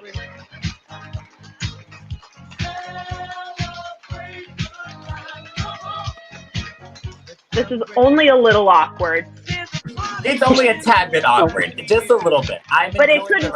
There was no way it wouldn't be. Thank you to all Yeah, our Did y'all see the person in the background? That was to announce That's me. Vice President Joe Biden has officially been nominated. Are you by all the kind of like Democratic not as excited, our but kind of candidate like for president of the like United States? this is weird? I Like, feel that I'm glad it's over. You know what I'm saying? Yeah. I'm yes. just glad it's over. Like, it's official now. Let's do what we need to do. Yep. Thank you very, very much. Does he From look the bottom of surprised? my heart, thank you all. No It means the world malarkey. to me and my No family. malarkey. And I'll see you on Thursday. Thank you, thank you, thank you. Oh, that was nice. He That's nice. is truly going to benefit from the fact that he does not have to speak a lot to a lot of people. Yeah. That's what I've And been the saying. simple reality is that Kamala Harris is the only person in the entire race that knows how to speak in good sense, like beautiful sentences. Oh, yes. You know, Yes. the only person, and that is the absolute worst part. You know, Elijah, I caught myself like I did cheese. That was that. I think that seeing Joe Biden come on screen and smiling, it kind of reminded me. You know, I was watching convention. I watched the 2008 convention or 2007 convention right before or 2000 whatever Barack Obama's first convention, right? And I remember that when Barack Obama first said Joe Biden's name the night he accepted his nomination, and that smile and point that Joe Biden did. You know what I'm saying? That smile that I was like, oh, that's when I was younger and didn't really know much. That just looked good. They looked good together.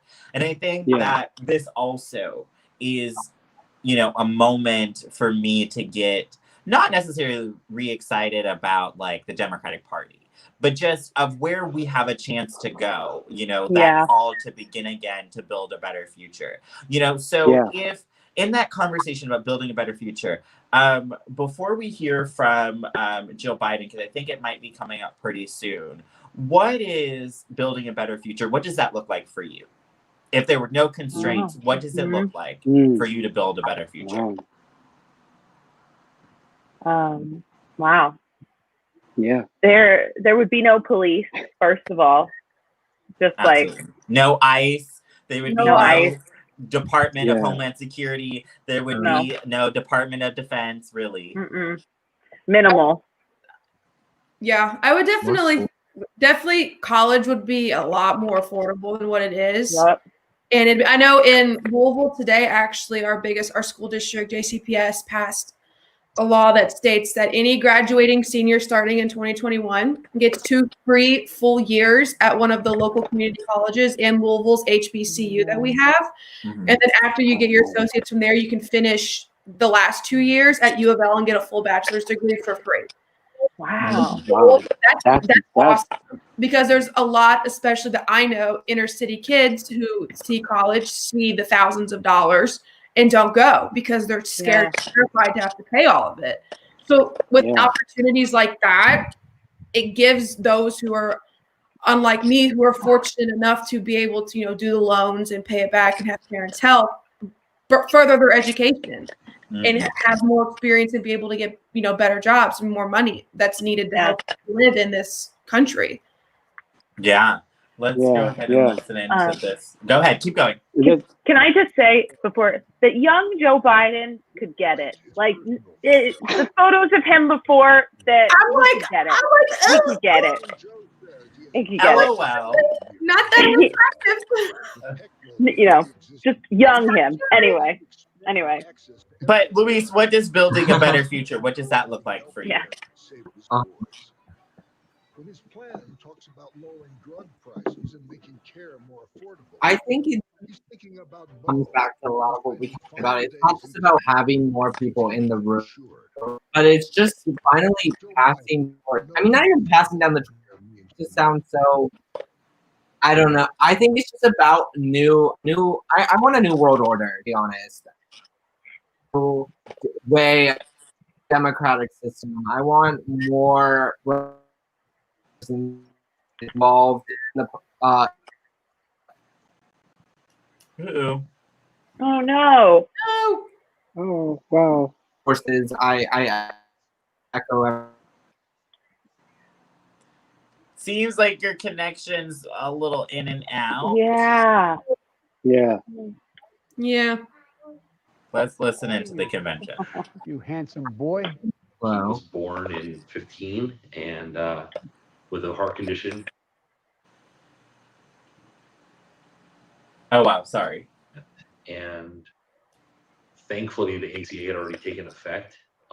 But now that's something that we think about all the time, especially with his coverage, the potential of coverage maxes, and his initial hospital stay was over $3 million that was billed back to the insurance. I remember thinking as Bo lay dying in bed, and we'd lie in bed with him, his brother and I and his sister, and thinking to myself, what in God's name would I do if the doctor walked in and said, I'm sorry, you've outrun your insurance, you've reached your cap, suffer the last few months of your life on your own. I came from a narrow part of the country, rural Missouri, where basically everybody was a Republican and I was a Republican. And I lost my voice. And we put off going to the doctor because we didn't have health insurance. When we finally got into somebody that could take a look at my throat, they said, wow, you've got cancer. It was stage 4, the worst kind of cancer. My wife applied for insurance through the Affordable Care Act, and my coverage began on April 1st.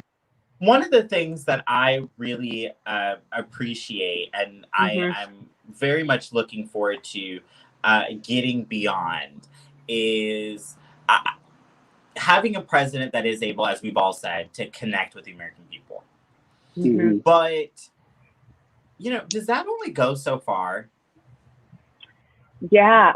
So I was just thinking that Joe Biden is probably the best and worst candidate for this moment, because in coronavirus, it's going to do him very well that he doesn't have to speak in front of big crowds, but he does very well on the one-on-one, on the politic of it all, and the talking to people. So he's really going to lose out on that.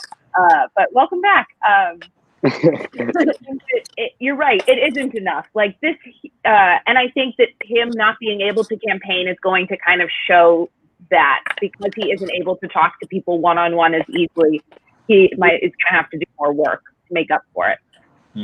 Louise, we were talking about, is it enough to just be a good person? We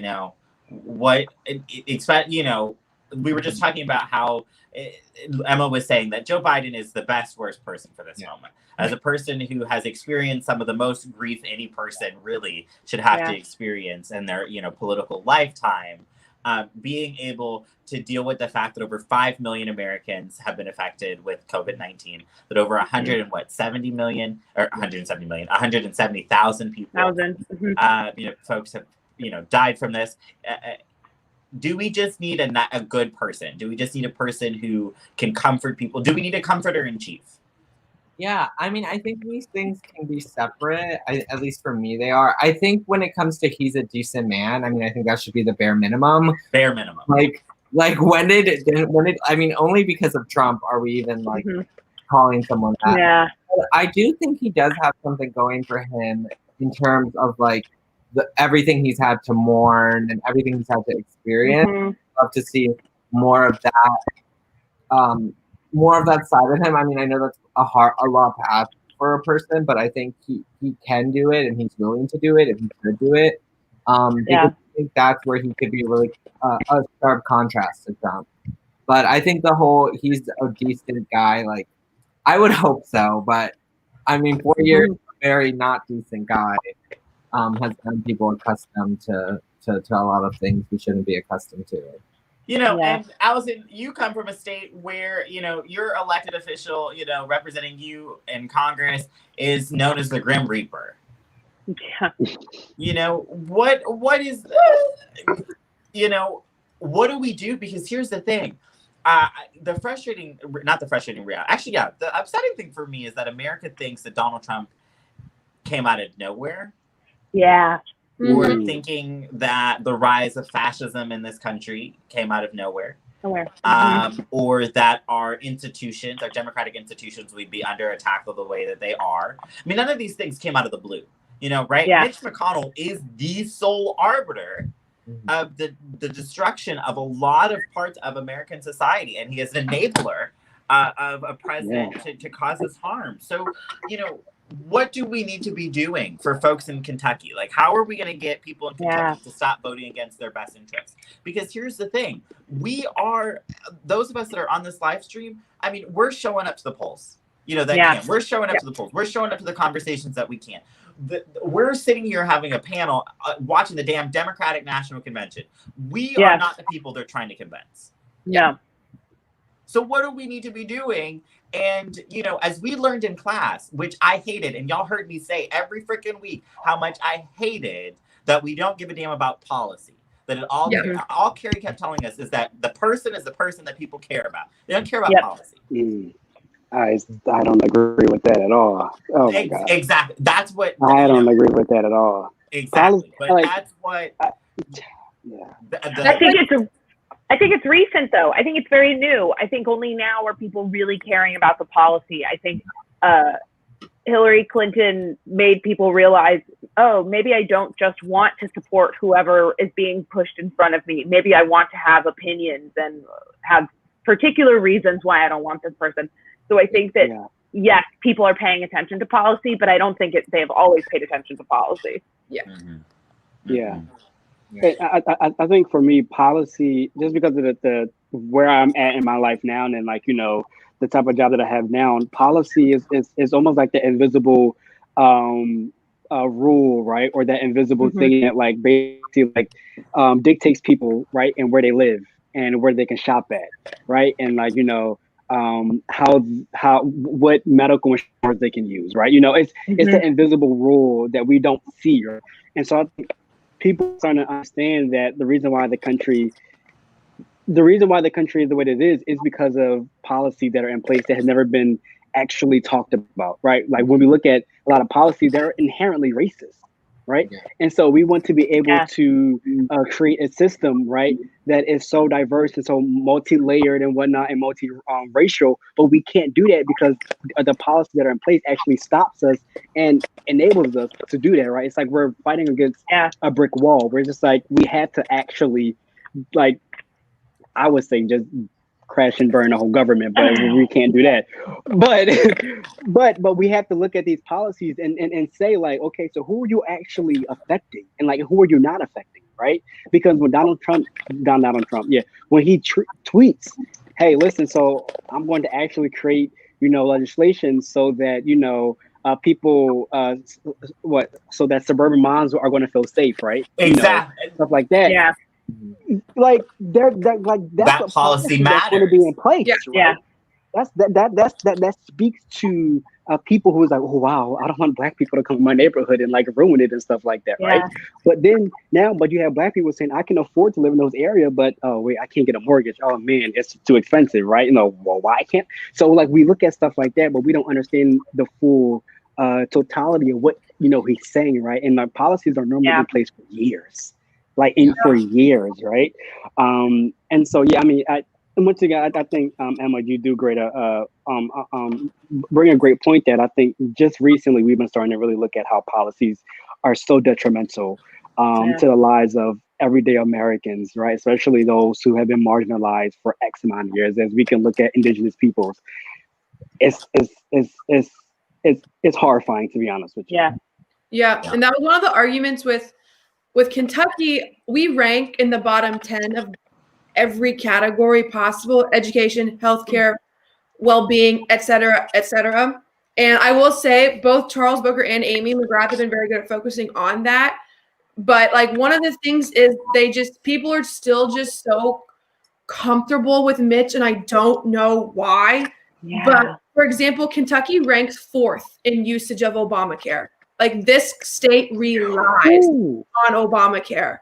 So why is your senator trying to get rid of it with no backup plan and you're still going to vote? It's because that little R is next to his name and they're so damn scared to cross over and vote for a D. It stresses me out. And even though Amy's plan is to, Joe's, improve on Obamacare, because it shows that Kentuckians genuinely rely on Obamacare. But even with Charles Booker with his slogan was from the hood to the holler. He was saying, you know, he's from the poorest zip code in the state, like 4th poorest in the country. He said, my zip code, what I grew up with, is no different than East Appalachia, Kentucky. Poor, forgotten about, no internet service, shitty water, forgotten about, blah, blah, blah, blah, blah. So he's like, we're more alike than you think. And just because our skin color is different and our zip code is different, we've had the same problems that Mitch has ignored for 30 plus years.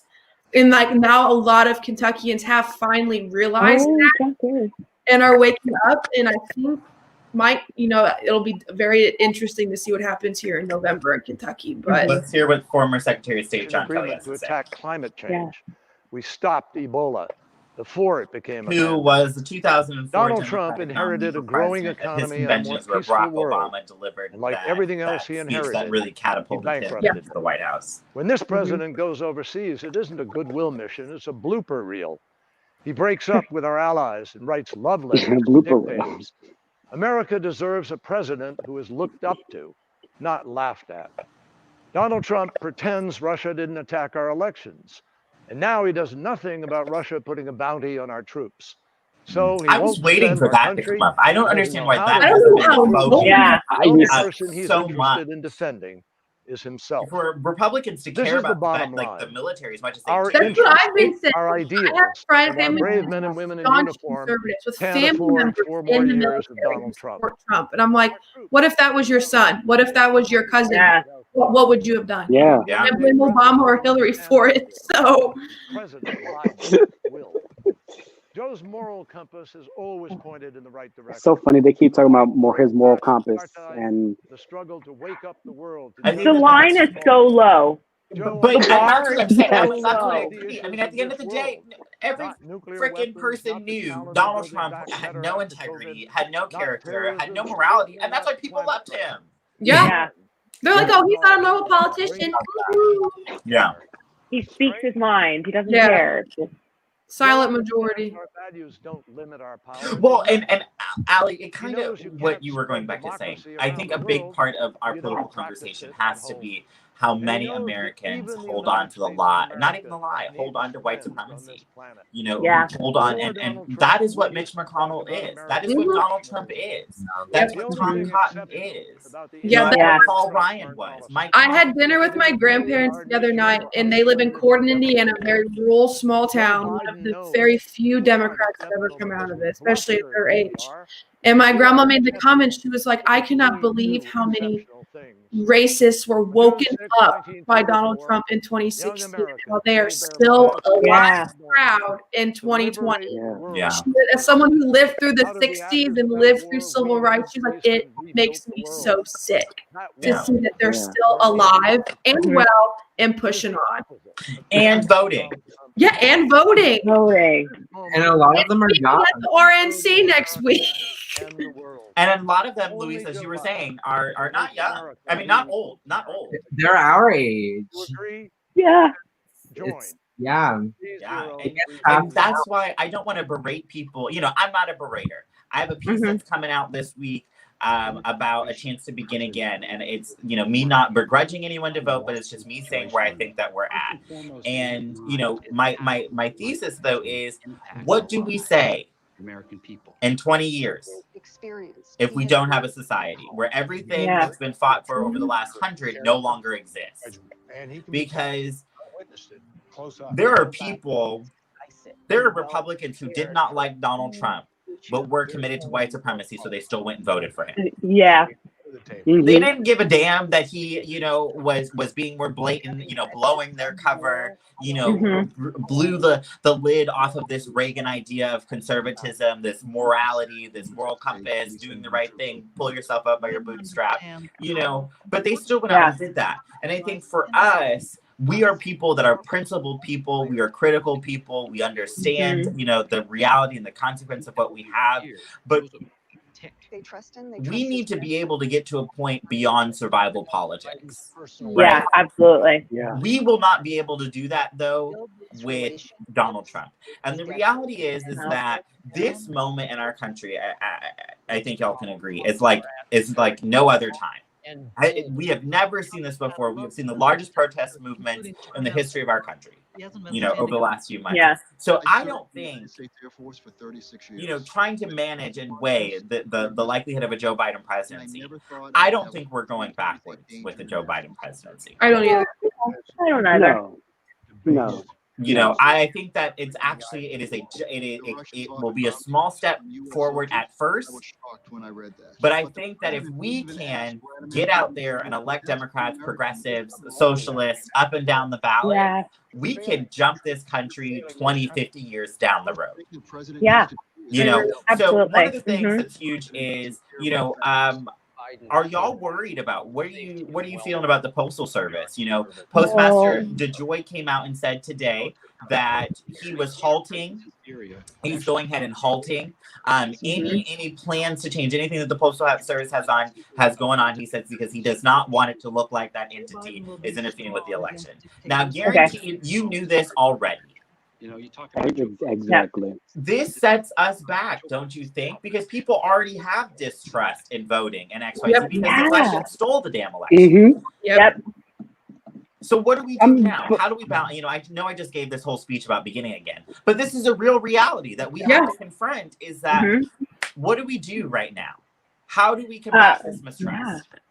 So I've been encouraging people to not even mail in their ballot, but to take their mail-in ballot to the Board of Elections office, find out if you can just drop it off at the polling place, because then you don't have to rely on the Postal Service, because it's not their fault if they can't get it to you on time or they can't deliver your ballot on time, but you don't want to have to deal with it. So if you can return your ballot directly, just drop it off at the Board of Elections office. You don't have to worry about the Postal Service, and you're voting. And it sucks. But I spent $30 on stamps the other day. I felt so bad. I was like, I have to. I don't care. I'll buy all the stamps. That's how in Kentucky we have a Republican Secretary of State and our governor is a Democrat. And they surprisingly work very, very well together. And they just announced our plan the other day. And what it is you have 3 weeks early voting. Every county has one super spot on top of other smaller spots throughout the county. There is no excuse voting, absentee starting. I believe this week is when the portal opens, or you could also do a ballot drop-off box in your county. There will be some set up. So regardless of your comfort level with USPS, not comfortable with it, comfortable voting in person, you have the option to do literally whatever you want. And I think something like that is because, there's people who are comfortable voting in person. Let them vote in person. There's people who want to drop off a ballot box. Let them drop it off. People still trust the Postal Service. Let them mail it in. As long as it's stamped by Election Day on the 3rd, you're good to go. I was just about to say, as long as every single eligible voter in this country can vote, we need to make that a reality. Yes. And that's what Kentucky's doing a fantastic job of, is making sure everyone has an option to vote. Yeah. And that's it is so hard for me to fathom, thinking of the millions of people being disenfranchised who want to take ownership of their lives, of their communities, of their country, a place that, this is still the nation that immigrants come to in hope of something bigger and better, who want to bring their ideas, their visions, their talents, their everything into our American landscape. But then this nation makes it so hard for them to be able, for any of us to be able to have that access to the ballot box. I kind of want to listen to what Colin Powell says, just because he is a person that's strayed away from the Republican Party over the last 10, 15 years. Joe Biden will lead as our next president. Thank you very much. Okay, that was it. That's all right. I do want to. This Cindy McCain thing's supposed to be really good. Oh, let's listen. Oh, she is speaking? No, she made a video montage of Joe and John. A young senator from Delaware. Do you think John McCain would have voted for Yes. But in the 1970s, Joe was assigned a military. I think he would have been one of the first Republicans to endorse him. I was I a was gonna Navy say, and Senate what is that to liaison and say used of to a carry your party bags on overseas Yeah. trips. that John The McCain son would of a gun support? never Yeah, carried my bags. you He know, was that's supposed the to carry nominee my that you bags, David, nominate. but he never carried Someone my that John bags. McCain would have supported. Yeah. Has Mitt Romney came out and supported Biden yet or no? John and No. Joe traveled I don't think thousands of not miles yet, together. but I'm And I sure don't he think he probably will. will. Families got to Yeah, know each other, yeah. gathering for picnics in the Biden's backyard. They would just sit and joke. It was like a comedy show sometimes to watch the two of them.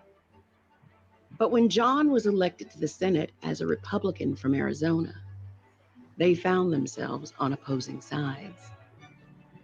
We're in different parties. We hold different views on many issues. They'd be going at it on the floor, and you'd think, oh, these guys must really, really, really dislike each other. And they'd be having dinner that night together. Senator Biden had great respect for the institution of the Senate. He built relationships that were cordial, that were personal. We've always You been know, willing. as much as I appreciate a politician's ability to talk to people on the other side of the aisle, I don't want that talk and comfort to come with, because you're comfortable with them, you ceding on things that you believe in. Yeah. You're comfortable giving up certain things. You know what I'm saying? Yeah. And I get it. This is something that I think can also be a little bit of, Joe Biden's downfall, is that, you were reaching across the aisle and, going to lunch with Storm Thurmond, you have a very complicated past actually of reaching across the aisle. But, am I being too cynical?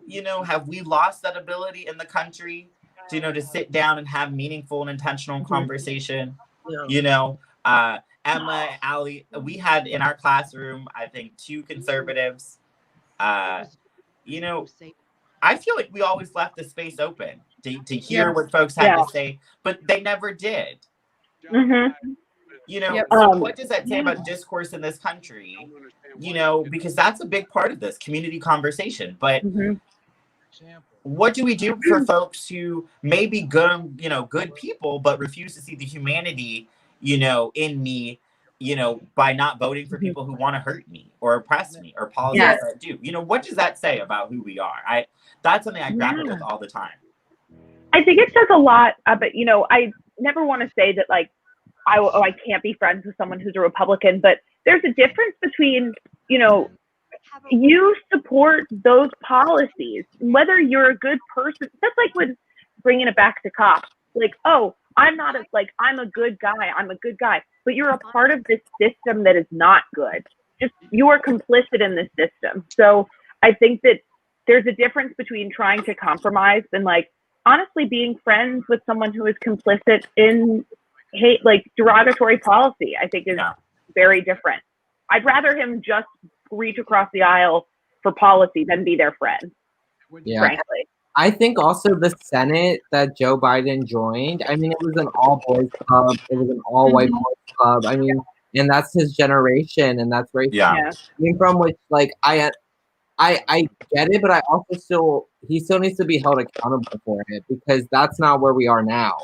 And you realize like the privilege that you had, the culture that you were in, and where we are now, and you need to separate yourself from that. Exactly. Or you need to show that you're moving past, you've grown past it. Because Elijah, you would agree, being the vice president, to the first Black president isn't anything. But Elijah, real quick, and then we're gonna head over and listen to Jill's convention speech. Kamala though said in her she did a fundraiser the day after she was nominated. She said, the one thing that you'll have to say is Joe Biden served as vice president of the nation's first president and chose a Black woman to be his vice president. That says something. Yeah, it does. Yeah. Because he could have chose, Gretchen, from Michigan, right? He could have. He wanted Amy. Y'all remember that? You remember how pissed the electorate was on that? He could have picked it, gone home if he chose. Yeah, he could have really packed his bags early. Yeah, absolutely. So Elijah, glad. what do you have to say? I think People are. I know. I've seen a lot of people say, "Oh, going for Kamala was a very like safe choice." I'm like, it wasn't. No, it wasn't. I mean, go for anybody black in this country in one of the highest offices is not a safe choice, right? Yeah. Especially alone a black woman, right? Not safe at all, right? But I do think right outside of Philly. while I appreciate the historic moment of her being a Southeast Asian woman and also being a Jamaican woman, I think Emma or Ali said it right. You know, there are going to be a whole bunch of little black and brown girls looking up to her, and white, right? And, you know, Asian, you know, Hispanic, could be like, oh my God, I can do something like this, right? And there will be a whole bunch of black and brown little boys and Asian and Hispanic and indigenous looking up and saying, I can do this, right? Like I can actually be something. And it's unfortunate we are at a point in our country where there has to be another first, right? Oh man, we have the first this and the first that, right? It's unfortunate, but it's the times that we're living at. And so part of me was like, okay, I think he's going to choose Kamala. One, because of where we're at with the whole George Floyd situations and Breonna Taylor and just our country with this reckoning of racism, right, that has been deep rooted, and I think the fervor even of Michelle Obama, right, her voice and is being as powerful as she is, and how she has been coming out and speaking against these things, right. It was only right for him to choose a woman of color.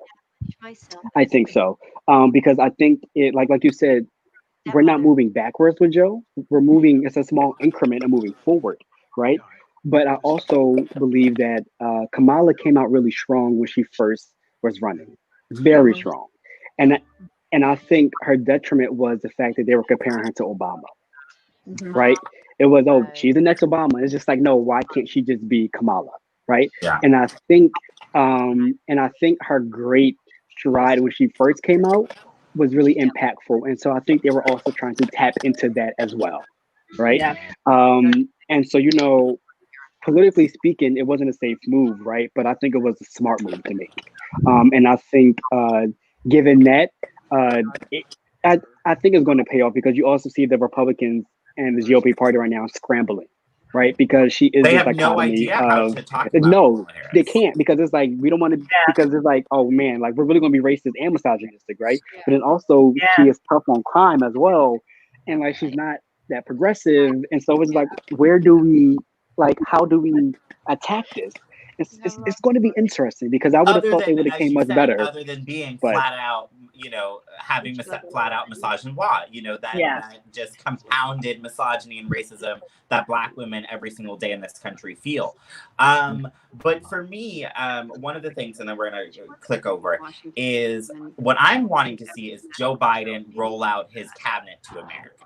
I want to know before we even show me what you're putting together. Yeah. You know what I'm saying? Send them around the country. Let me see who you think needs to lead these departments, and let them start explaining in their voice their vision for this country. Because the reality is, in order for us to build a better future, we're all going to have to do it. There's, you know what I'm saying? There has to be, and maybe it's just because I live in DC, but we're going to have to go work in these places. We're going to have to go organize even more. We're going to have to do these things, because the change never happens from the top bottom, you know, from the top down. It always happens from the bottom up. And I am just hopeful. I guess I'm just forever an optimist that we the people mean something. Yeah. And that's it. The rest of that Constitution and preamble, I think, you know, but we the people, I think, mean something. And our job is to help and expand who we the people is. You know what I'm saying? Until it's everyone. So let's go ahead and listen to the convention and listen to Jill's speech that should be coming up pretty soon. And then we'll talk a little bit afterwards, and that'll be it for the night, okay? Yeah. She cares about other people. Actually, we can watch it this way so we can still comment. When Bo was diagnosed with brain cancer.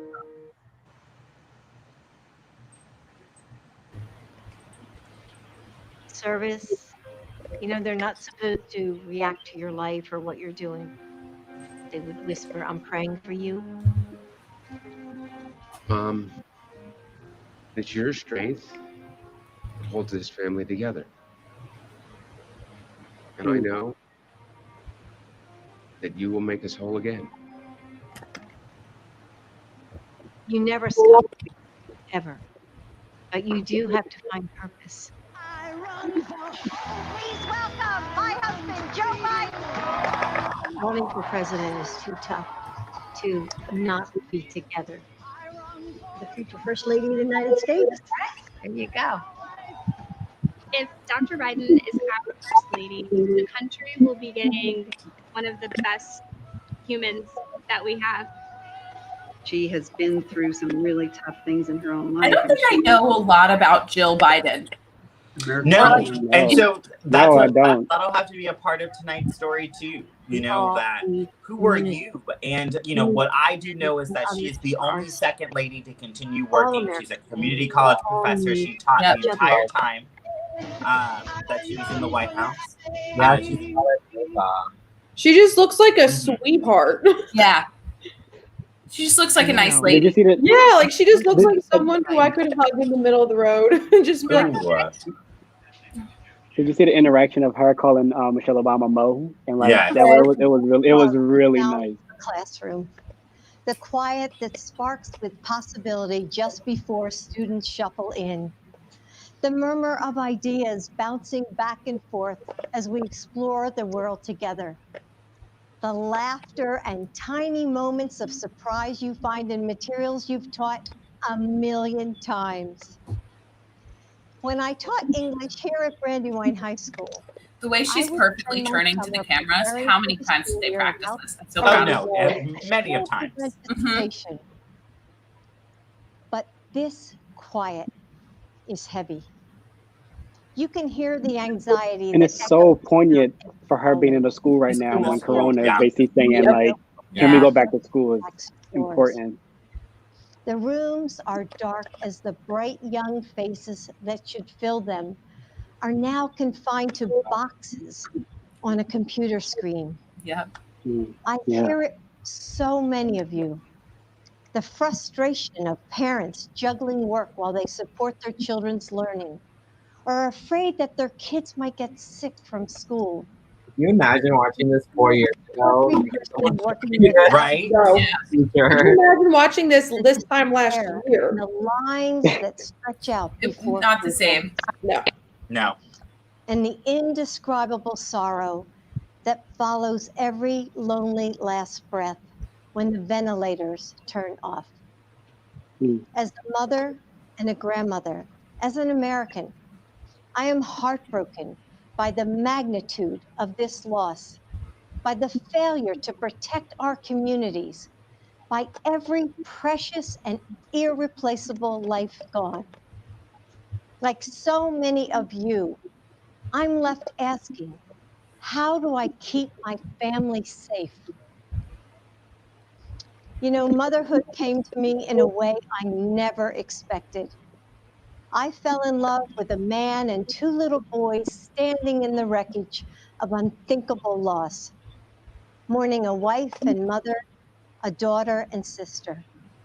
I never imagined at the age of 26, I would be asking myself, how do you make a broken family whole? Still, Jill always told the boys, Mommy sent Jill to us. And how could I argue with her? And so we figured it out together in those big moments that would go by too fast, Thanksgivings and state championships. Surprisingly, though, it works for her. Yeah, it absolutely works. I didn't even know we're shaping our lives. Reading stories piled on the couch, rowdy Sunday dinners and silly arguments. Listening to the faint sounds of laughter that would float downstairs as Joe put the kids to bed every night while I studied for grad school or graded papers under the pale yellow kitchen lamp, the dinner dishes waiting in the sink. We found that love holds a family together. Love makes us flexible and resilient. It allows us to become more than ourselves together. And though it can't protect us from the sorrows of life, It gives us refuge, a home. How do you make a broken family whole? The same way you make a nation whole. With love and understanding, and with small acts of kindness, with bravery, with unwavering faith. You show up for each other in big ways and small ones, again and again. It's what so many of you are doing right now for your loved ones, for complete strangers, for your communities. There are those who want to tell us that our country is hopelessly divided, that our differences are irreconcilable. But that's not what I've seen over these last few months. We're coming together and holding on to each other. We're finding mercy and grace in the moments we might have once taken for granted. We're seeing that our differences are precious and our similarities infinite. We have shown that the heart of this nation still beats with kindness and courage. That's the soul I think of it's also America. important that she's in a public school right now too. That says a lot as well. Really important. Really important. After our son Bo Public died of schools are cancer, truly the lifeblood of this country. I wondered if I would ever smile or feel joy again. It was summer, but there was no warmth left. You know, for they're me. really making that emotional connection. Yes. I Yes. think, aside from everything else, and as much as I'm craving the policy side, I also, you know, as Emma mentioned earlier, don't know much about Joe Biden. Put his shoulders back So hearing her bear and walk this, out into a world you know, empty of especially ourselves. it's very different in contrary to, He went back to work. in contrast to Michelle Obama's 2008 speech when she had two young girls, right? Like Jill's kids are all adults with children. How he put one foot in front of the other and kept going. But I've always understood why he did it. For the daughter who convinces her mom to finally get a breast cancer screening and misses work to drive her to the clinic. For the community college student who has faced homelessness and survived abuse. That's important. But finds the grit to finish her degree and make a good life for her kids. For the little boy whose mom is serving as a Marine in Iraq, who puts on a brave face in his video call and doesn't complain when the only thing he wants for his birthday is to be with her. For all those people Joe gives his personal phone number to at rope lines and events, the ones he talks to for hours after dinner, helping them smile through their loss, letting them know that they aren't alone.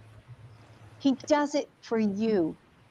Joe's purpose has He truly is a man of the people in the way that he has let his way he has dealt with loss, like impact the way he runs and like it enacts policy.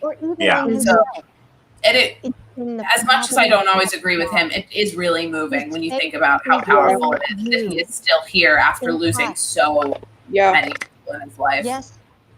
I just think back to when Obama gave him the Presidential Medal of Freedom and playgrounds are still. And like watching that moment, about how much loss was endured and how him and Jill became honorary Obamas and honorary Educators, parents, first responders, Americans all of all walks of life are putting their shoulders back, fighting for each other. We haven't given up. We just need leadership worthy of our nation, worthy of you, honest leadership. Anything of Melania Trump as well. And so hearing a future first woman, right? It's kind of like, wow, okay, like this is somewhat comforting to some degree, right? Like, you forgot, right? Like, we don't, you know, or to not, let's just hope Melania doesn't steal some speeches for next week. I mean, she we're writing down right now. She's taking notes. And if I just couldn't, as someone who's 23, Jill was 26 when she met Joe. I just could not imagine right now a man walking into my life telling me his wife has died. He had a kid died. 2 kids. And now he wants to date me and become their mother. 2 kids. I just that just blows my mind. Yeah. Joe, he will do for your family what he did for ours. Bring us together and make us whole. Carry us forward in our time of need. And the best thing that she has not mentioned one word about Trump. Yeah. Yes. Whereas Yes. Michelle strictly attacked.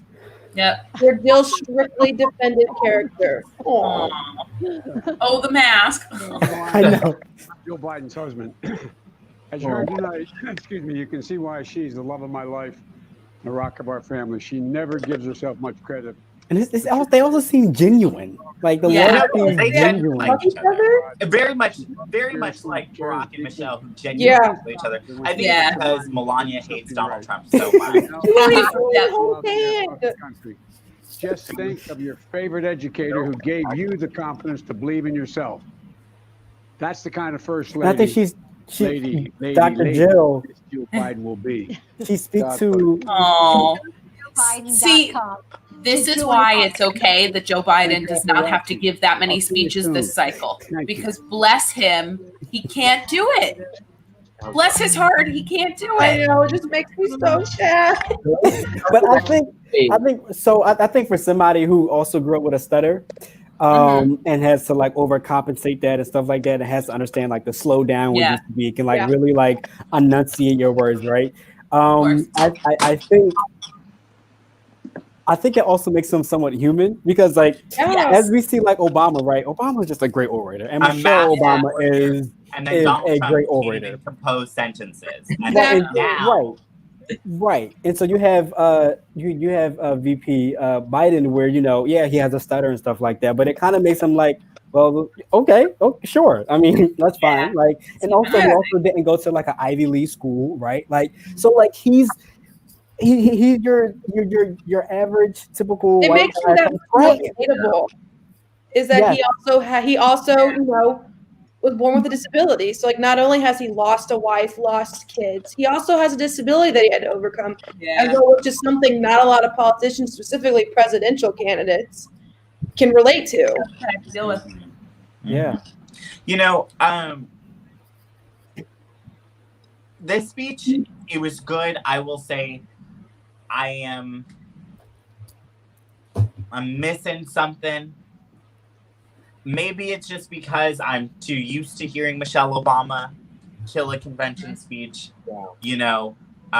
or if it's because I don't know what it was, or my expectations maybe are just in a wonky place. Yeah. But I am just really hoping that we will hear just over the next, we'll find a way to make this work because I think the story is there.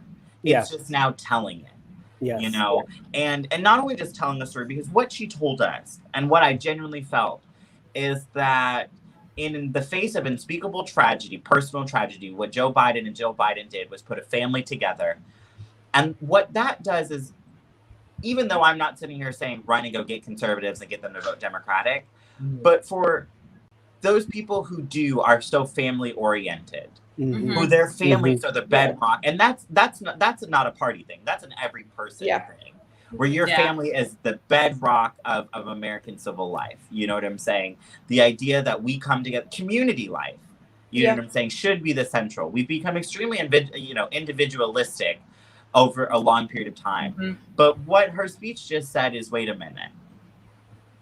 We need to start doing a little bit more of putting each other back together.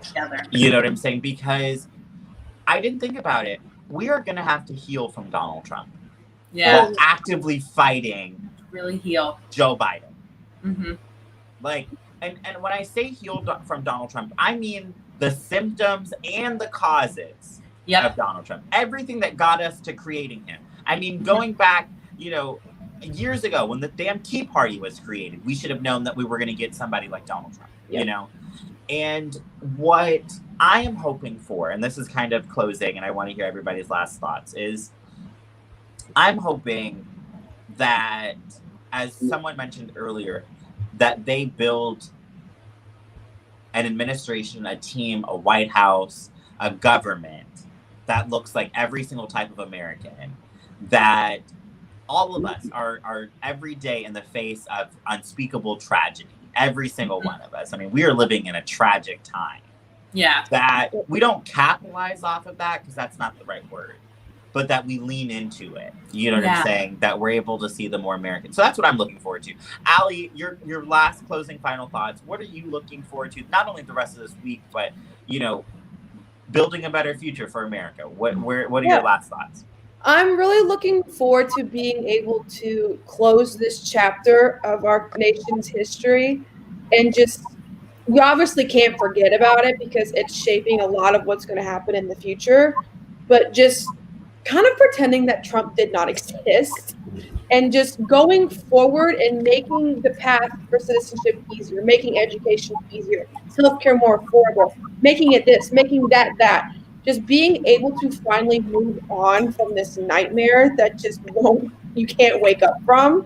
Yeah. And that is what, for me, like, I'm determined to get Amy elected and beat Mitch. I'm determined to see Jamie Harrison beat Lindsey Graham.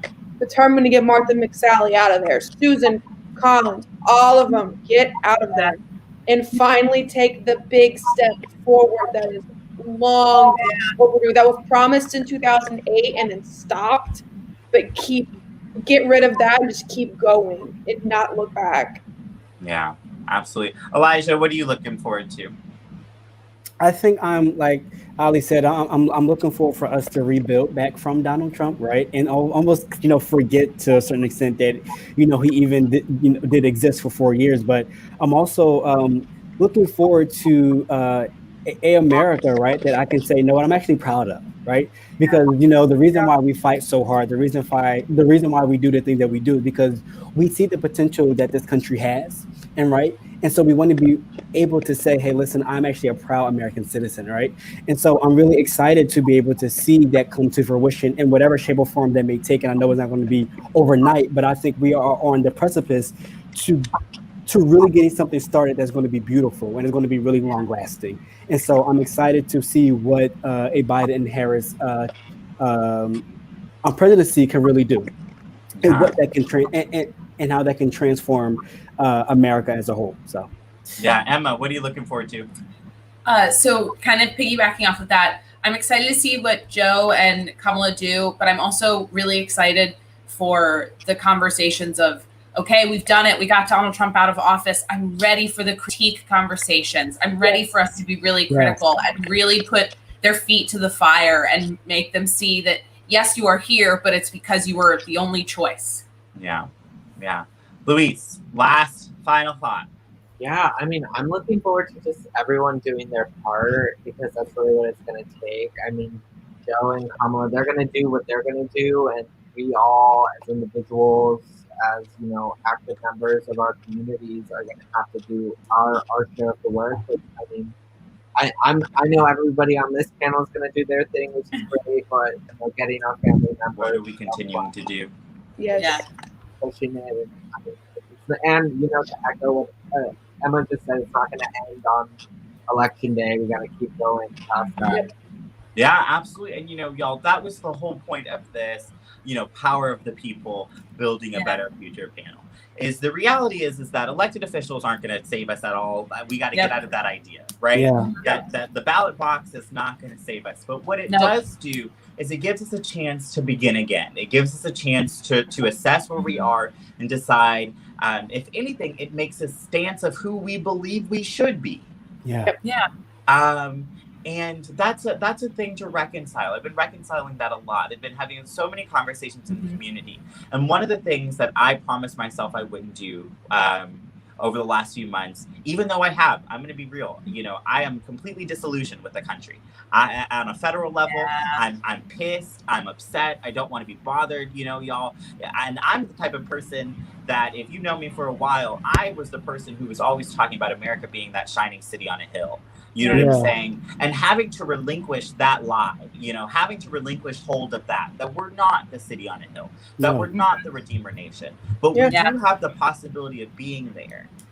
We do have a possibility of building an America where we the people mean something, where leadership and integrity matters, where our communities are safe, that no one walks around this country without what they need, you know, that they are able to actually live up to that idea of life, liberty, and the pursuit of happiness. Yeah. But the only way that we're able to do that, y'all, is by having these community conversations. As Emma said, as we've all said, you know, we're going to be having these conversations. We're going to go do the work. But, you know, what we're challenging people, our watchers, to do all week is to lean into those uncomfortable conversations with every person that you're around. You know what I'm saying? I get it. I understand that we are in a moment that we are lying in a bed that none of us, you know what I'm saying, made. None of us got us, many of us did not get us in this situation, right? For those of us who did our due diligence in 2016, you know what I'm saying, who chose somebody that we thought would be able to 3 million more people, we did that. But I'm not going to make people feel bad about that, because that was the right thing that they thought for them to do. And we didn't have enough tough conversations back then. But now, we have to. We have to have those tough conversations and get to the root of people's hurt, to the root of their pain, to the root of their frustration. And I think that really does, that happens with conversations like this. So I thank you guys so much for joining W2AA America, because this is what we hope to do. We hope to build an America where every single voice is a part of the conversation, where every single voice matters. So Luis, Ali, Elijah, Emma, thank you so much for joining us on night 2. Ladies and gentlemen, we'll be back tomorrow night covering the convention as Kamala Harris officially accepts her party's nomination to be the Vice President of the United States of America. It is going to be a crazy 70 days until Election Day. The Postal Service is under attack. Our country is still, you know, underwater and on fire, but there are still everyday people who are passionate about building some people power. So we'll see you guys next week, Lord. We'll see you guys tomorrow night. As you can tell, it has been a long day. I'll talk to you guys later. Thank you so much for being here. See you later. Thank you. Bye-bye. Thank you.